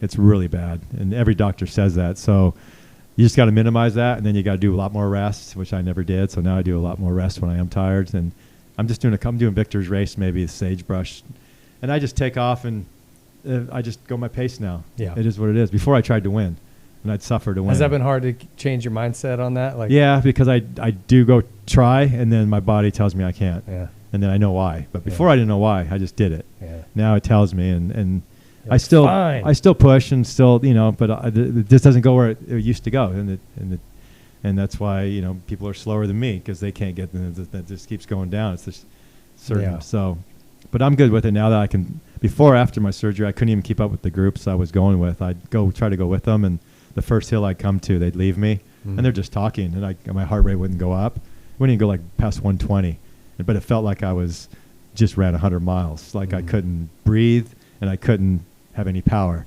So I was doing weeks of this where I couldn't even go with anybody because I would be by myself anyway. So I wouldn't even call them to go. I just tried to do my own rides, and I thought I had Epstein-Barr, like what was going on. And then all of a sudden I took a week off and I came back, and then I was like pretty good. And then I got better. I just been resting. Now I'm, like I said, probably 70%, 80%. Are the rest days killing you? Are you bored? No, not really. Okay. All right. No, I mean, I need it. So that's because I know the next day I'll be stronger. Like this will be my second day off. I did 60 miles on Saturday and then like another 30 on Sunday, and I was beat like on Sunday. So I knew I was coming. Yesterday was a day off, and I knew I was coming here. So I'm like, oh, good, I'll get 2 days off. Yeah. Right. And then like we go to Sienna's doing a marathon in Vegas, and we're gone for 2 days. So I work till those are my 2 days off. Okay. So yeah, no, man. Speaking of Sienna, like tell me a little bit about your family, man. I always, I've got younger daughters, and so I kind of look to guys who've got older kids who are kind of out of the house and going. And I mean, she's she was a collegiate soccer player, now she's doing marathons with you. I've seen a bunch of that stuff. And Brandon was in the military, did a couple of tours. Like, I always felt like, man, if you can produce children that are out happy and successful and like contributing to society, that is like it's accomplishment. It's an accomplishment. It's a peace of mind. It's an accomplishment. Yeah. There's a lot of things that go along with having great kids. Because I got teenage daughters, and I mean, it could go sideways at any minute. Yeah. It seems like. I always like. I mean, I've heard it before too. It's like, but how you raise, knowing that you learn that you raised your kids well is that they want to hang around with you. Yeah. Like my kids love being. I love being with them, but they love being with me. And you can tell. Yeah. Like my daughter and kids, Brandon. It's like they call me to do Yeah. I know awesome. I wasn't that way, like with my dad. Really? No. I mean, once I moved out and was racing. No, I never.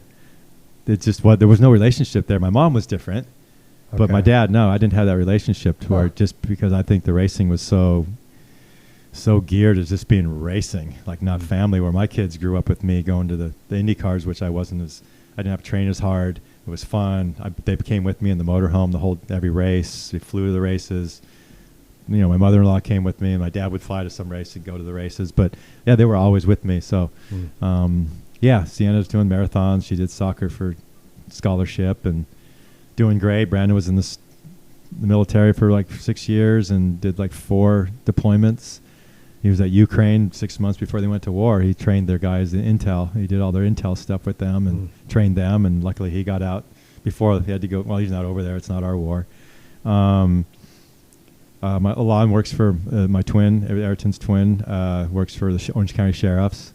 Okay. Yes. I think I saw that. Yeah, so That's he's cool. super cool. He's got guns everywhere and firearms and I love it. So yeah, he's super good. Ayrton is was working for my father-in-law Jerry, who owns all the Supercross tracks, and he's kind of the floater. He's like he's talking to Kawasaki to do something down there. Oh, really? Actually, we're opening up a coffee shop in Corona that he might. It's not his gig.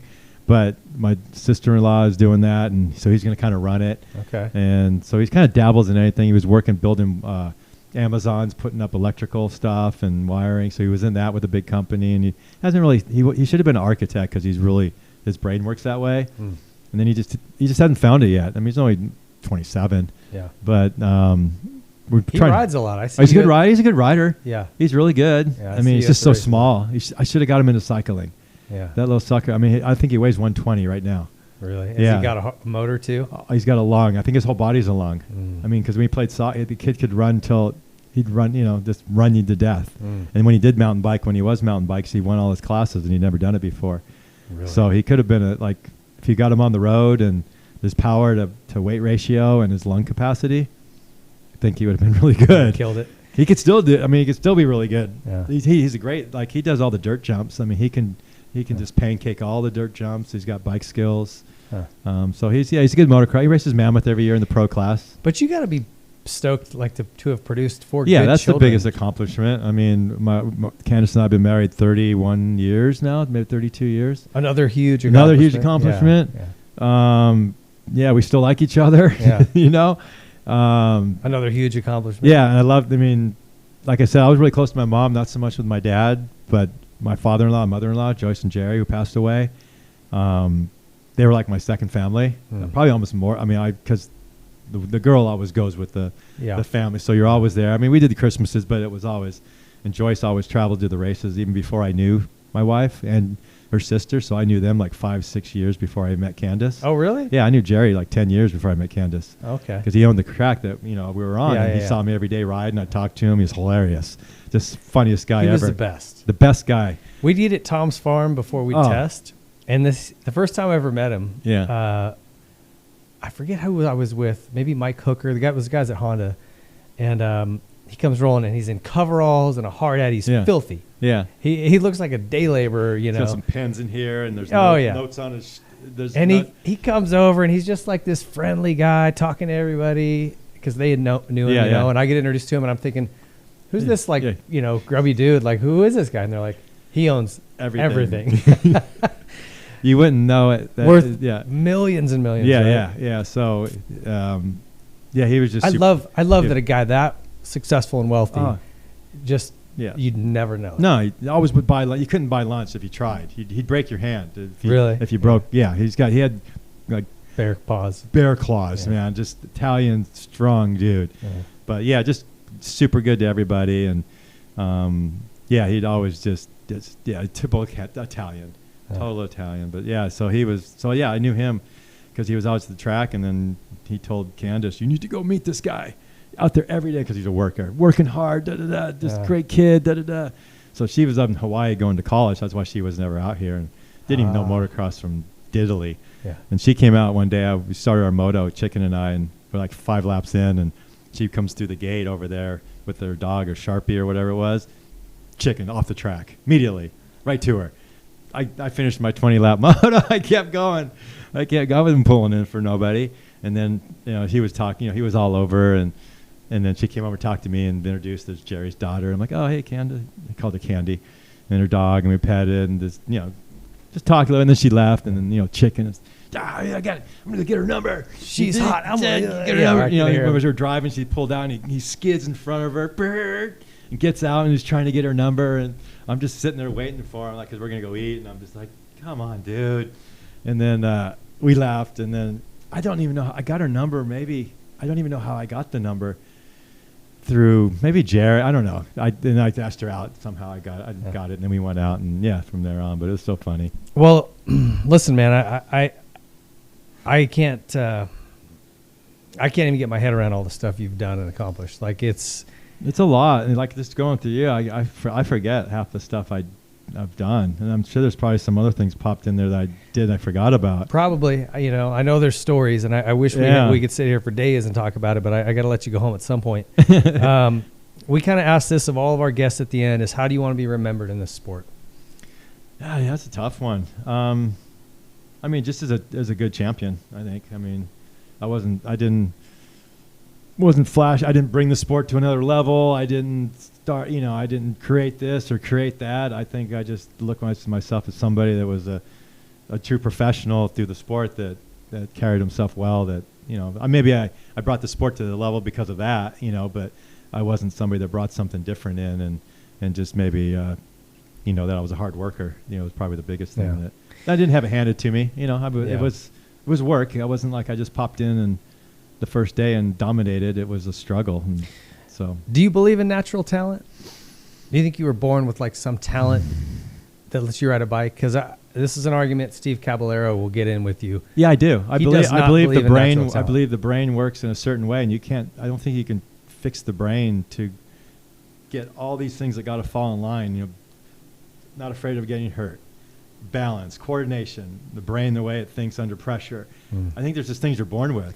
Processing speed. Like I think you've got a really fast, like a chip in a computer. Yeah.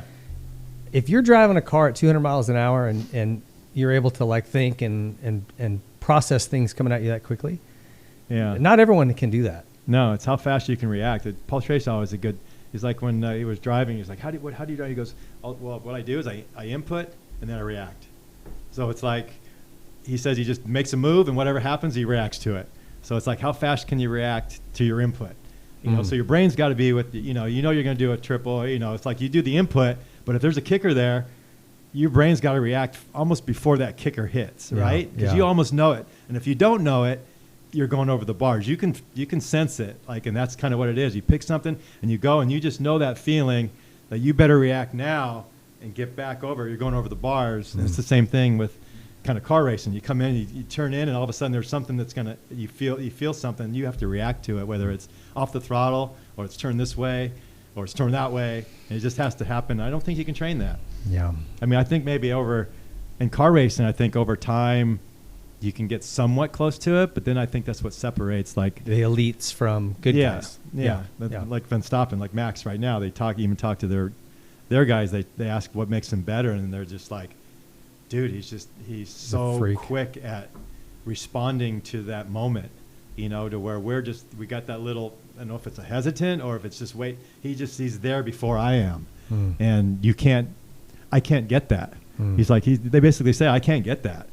It's basically, I need a better car almost to beat him. Yeah. So there are people, and there's like Schumacher, there's Senna, there's these guys that have it. And if, And if it was easy, then there would be a lot of guys that were that good, and there's not. That's true. And there's not. I think I don't know, man. I don't know what I believe. I think there's a little combination of both.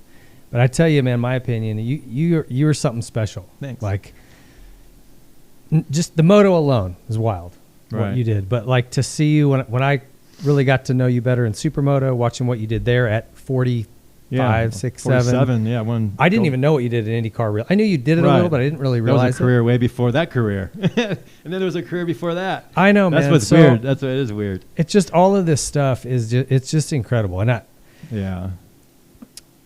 I'm proud of it. I mean, you should be, man. I mean, I haven't even, I am now more than when I was doing it. And I think it's only having up this heart thing. Because before that, I still think I was still going. I still think I had something to prove. And like, I wasn't, now I've let my guard down. And then you look back and you're like, holy crap. That's what I'm saying. I know there's stuff I forgot I've even done. Yeah. That it's just like, I don't know what kept me going, like why I wanted to keep racing and keep doing that. I mean, I could easily, I don't know. I know a lot of people. All I know. I know a lot of people will say Sean Palmer is maybe the best all-around athlete ever, like, in action sports. Yeah, that's been argued. Well, I mean, Travis is incredible. I was with Travis 2 weeks ago at his Metro Cross, his rally thing in Vegas. I spotted for him. Yeah. For his racing, and he's amazing. I love that guy. Yeah. I've only met him a couple times, and he's just so he's just always going anywhere. But man, it's the nicest guy I think I've ever met. I love. He's incredible. Incredible human. And for what he's done, I mean, he is good at what he does. Oh yeah. But he did race Supermoto with me, and I did beat him. So he doesn't have any of the titles you have in moto. I got that going for him, but he has no Supercross title. I mean, I'm just saying, if you go resume to resume, he does his own thing. What he did in freestyle and what he's doing in rally is wild. It's obviously very. I'm not trying to compare you. No, I'm just saying, Wardy. But for motorcycle guys moving into, I mean, Ricky's done a great job winning in off-road trucks. I mean, I personally believe motocross guys are probably some of the best athletes in the world. Well, thank you. I mean, you could have gone anywhere. I think your talent, how you ride because you know how it is to ride a bike and what you got to do for the brain to be. It's just not turned. There's like 18 things going on, and I think that's how your brain works. And if you go to another area, that you cut that down in half of what you got to do to ride a motorcycle, minus the physical ability of it, you can't compare motocross to anything. I agree. Don't think so. I think you're right. It's amazing, and I just want to say, man, you're an amazing person. I'm stoked I call you a friend. Same here. I appreciate you taking the time. I hope you guys enjoyed that. I hope it's not. I know it's long, but this is a one of a kind. Maybe we're on a 20-hour plane ride. That's the best time to listen to this stuff. I listen on my bicycle rides. I listen to your stuff, because I'll do 3 or 4. I'll just put it in. Yeah, it goes by so fast because it's hard to do it in the car. It's hard to be at home. There's no time to lay in the bed and listen to anything. Podcasts are the way to do it. You can do it when you're mowing the lawn or sitting around recovering. 2-day recovery. Put it in my. All right. Hey, thank you guys for tuning in. Stick around. I'll be back to wrap up the show. Big thank you to Jeff Ward. I really appreciate him taking the time.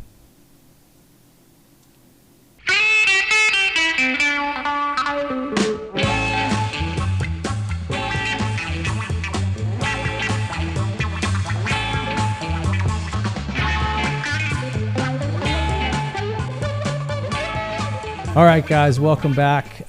Listen, I want to thank Jeff Ward for taking the time. I hope you guys enjoyed that. I know these 2 shows went pretty long. That's why we split them into 2. But, I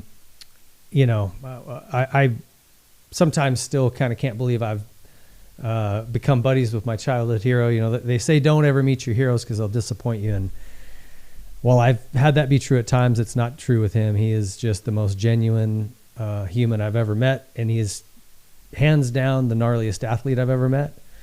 The stories of him doing the race across America and all of the different things he did, from IndyCar to moto to supermoto to bicycle racing to rally to whatever. There's just, I think you can compare him to anybody. There is not another racer like him. I really believe that. And that's no disrespect to Travis, to the Sean Palmers, to all of these people. Wardy is one of a kind. He is a legend. And so just stoked to call him a friend. Stoked he took the time to come in today. I hope you guys enjoyed it. And support our sponsors, you guys. We do a really thorough job of vetting people that come on and sponsor this show and partner with us. So whether it's Yamaha, Troy Lee Designs, and Hilo Concepts, Dunlop, Specialized, Pro-X, you name it, all of these folks are elite level products. You try these products, you will not be disappointed, period. I don't bring crappy partners on. So just know that, and I hope that you guys appreciate those folks for supporting us, bringing you these shows. We'll continue to do it. We got a lot of great stuff planned. Stay tuned. Thanks for watching. See you next time. Hey guys, not sure if you have heard of Ketone IQ, but this product is a game changer for any type of person who's in an endurance sport, even if you're not. Ketones are really your body's go-to source for energy. You've probably heard of the keto diet, which is people who are in ketosis. I don't follow a ketogenic diet, which I think most people don't. It's very difficult to maintain, but it's still your body's preferred energy source. And so whether you work out early in the morning without eating a breakfast, or you're doing something that's very long, whether that's a long day in the office, long day at the track, Ketone IQ, a simple little liquid shot you can take that will keep you better focused mentally, keep your body fueled. This was developed for our military, and it's incredible. I'm actually seeing really, really good results with it. I think you guys know I don't push trash products on here. If you look at every partner we have, they are premium brands. And I do a best job I can of doing my due diligence and really sorting through what's worth it and what's not. And I'm telling you, I've got my kids on this for soccer. Chad Reed and his family use it. Davey Millsaps has his riders use it. This stuff's awesome. So check it out. If you guys are interested, you can go to hvmn.com/WTM. At checkout, you'll get 30% off using that code. So on your first order. So check these guys out. Really good product, really good stuff. And the biggest thing that I notice outside of just a little bit more energy, I would say the biggest thing is I notice a more clear mental focus. Like I can lock in whatever I'm doing. If that's me working at the computer, that's me doing motos at the track. Being able to focus, obviously super important, especially on a motorcycle. And this really helps me. Check it out. It will help you too. To go to hvmn.com/WTM for 30% off. Yamaha is the industry leader in two-wheeled fun and performance. Celebrating 50 years of YZ in 2024, the Blue Crew is still dominating shootouts and competitions. Yamaha, revs your heart. Troy Lee Designs is the leader in off-road motocross apparel and style. So whether you're looking for a cool new paint job for your helmet, maybe your name and number on your helmet lettered on, you're looking for new gear, you're looking for mountain bike gear, off-road gear. They've got the brand new Scout line in GP and SE models. Troy Lee Designs has it all. They've been leading this industry for decades, and they're going to continue to do it. Check out TroyLeeDesigns.com. SKDA is a moto graphics and seat covers company with several offices based around the globe. For too long, bikes and graphics have all looked the same. They just start to blend together. SKDA is working to change that. With super clean and unique design work, a bike with SKDA graphics stands out in a crowd and adds a touch of art to the world of moto. Hey, we need that. SKDA prides itself on providing premium customer service both before and after the sale is made. Visit SKDA online to view the current product range and get in touch with their team to get your bike refreshed. I want to just make a mention here that these guys, not only is their design way outside the box, very, very cool. They'll work with you on custom things. The products are incredible. Okay, they'll speak for themselves. But what's really awesome, and you'll notice this the minute you order one of these, man, they give you an email saying, hey, the product's been shipped. Hey, the product is here. It landed in this spot. Hey, it's coming today. Hey, your product's been delivered. They just so good about staying in touch with you and letting you know where it's at. Customer service is 100%, and that's just something that's rare these days. Check out SKDA. Here at the Whiskey Throttle Show, we're all about supporting brands that support our sport. And there's one tire company that has never walked away from the sport of motocross and supercross, and it's Dunlop. When times got tough and the economy took a crash, Dunlop stepped up and stayed with our sport to support it and the athletes and individuals that love it. Their MX53 line and MX33 lines absolutely dominate this sport. Every national championship at the pro level has been won in the last decade, and nearly every single amateur national championship at Loretta Lynn's has been won on a Dunlop. So if you're looking for high performance, you're looking for amazing quality, and you're looking to support a brand that never turns its back on our sport, there's only one choice for you, and it's Dunlop. Pro Circuit is the leader in aftermarket performance and quality. Whether you're looking for a little more horsepower out of your engine, some quality hard parts to improve the way your bike feels and looks, better handling through suspension or linkage arms, Pro Circuit is where you need to stop. It's your one-stop shop. You can go in there and get everything you need to make your motorcycle go from average to exceptional. Pro Circuit's got enough number one plates on their wall to side an entire home, and there's a reason for that. They're very, very good at what they do. The highest quality products with one goal in mind, and that's winning. Check out ProCircuit.com. Nihilo Concepts is leading the way in aftermarket hard parts. With their secondary on-switch device, something that was much needed in this sport, they've been innovating and bringing new products to market. Their latest is the new Nihilo Run Cool brake pistons. They're designed to be stronger than stock and provide exceptional cooling performance with less brake drag.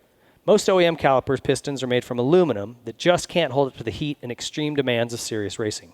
When they get hot, the aluminum will distort, causing loss of hydraulic pressure and brake failure. Nihilo's Run Cool pistons limit the area that boiling hot hydraulic fluid is able to come in contact with the piston, leaving 2/3 of the piston volume in open air with breather holes to enhance the cooling ability. It's made of a proprietary stainless blend, which is better at dissipating heat. You have issues with brake fade or brake failure, check out Nihilo Concepts among their many amazing hard parts and carbon fiber parts and titanium. NihiloConcepts.com.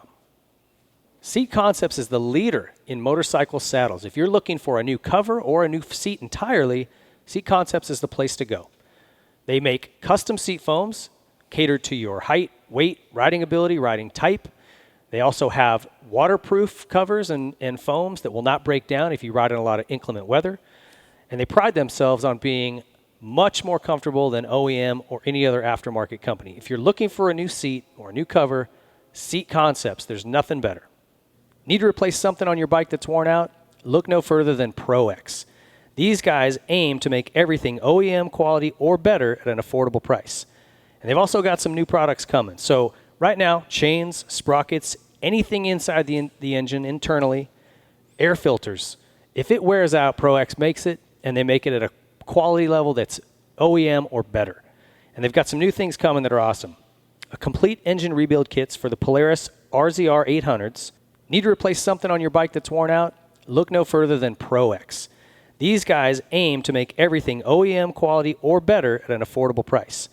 And they've also got some new products coming. So right now, chains, sprockets, anything inside the engine internally, air filters. If it wears out, Pro-X makes it, and they make it at a quality level that's OEM or better. And they've got some new things coming that are awesome. A complete engine rebuild kits for the... If you've got a little Grom that's looking to get started in the motorcycle world, the best way to get them going is on a Stasic bike. They've got multiple sizes, so from your very young Groms to those who are a little more grown up, you can start them safely. They've got controls that allow you to control the speed so he can't get going too quick. They can touch the ground. There's not a lot of noise to distract them. It's the perfect way to get your child involved in motorcycling at a very young age. And if you've got a kid who's already out ripping, there's series popping up all over. For those of you in Southern California, go to www.ameminicross.com and join their local series. If you're outside of this state, contact your local track and ask them about starting a Stasic class at your local track. Get over to Stasic.com and check out all they've got going on. And finally, last but not least, Specialized Bicycles. If you are in the market to start pedaling, this is where you want to start. They've got great entry-level bikes all the way up to the Cadillac, the new Levo e-bike, anything in between, man. It doesn't matter what kind of riding you're doing. Go check out and start with Specialized. Don't waste your time on something that's going to break. The derailler's not going to shift after a couple months. Get something quality. These guys make it. Specialized leads that industry. Thanks for watching and listening to the Whiskey Throttle Show. Be sure to like and subscribe to get notified when new shows go up. And be sure to follow us on Instagram and TikTok. And visit whiskeythrottlemedia.com for additional content.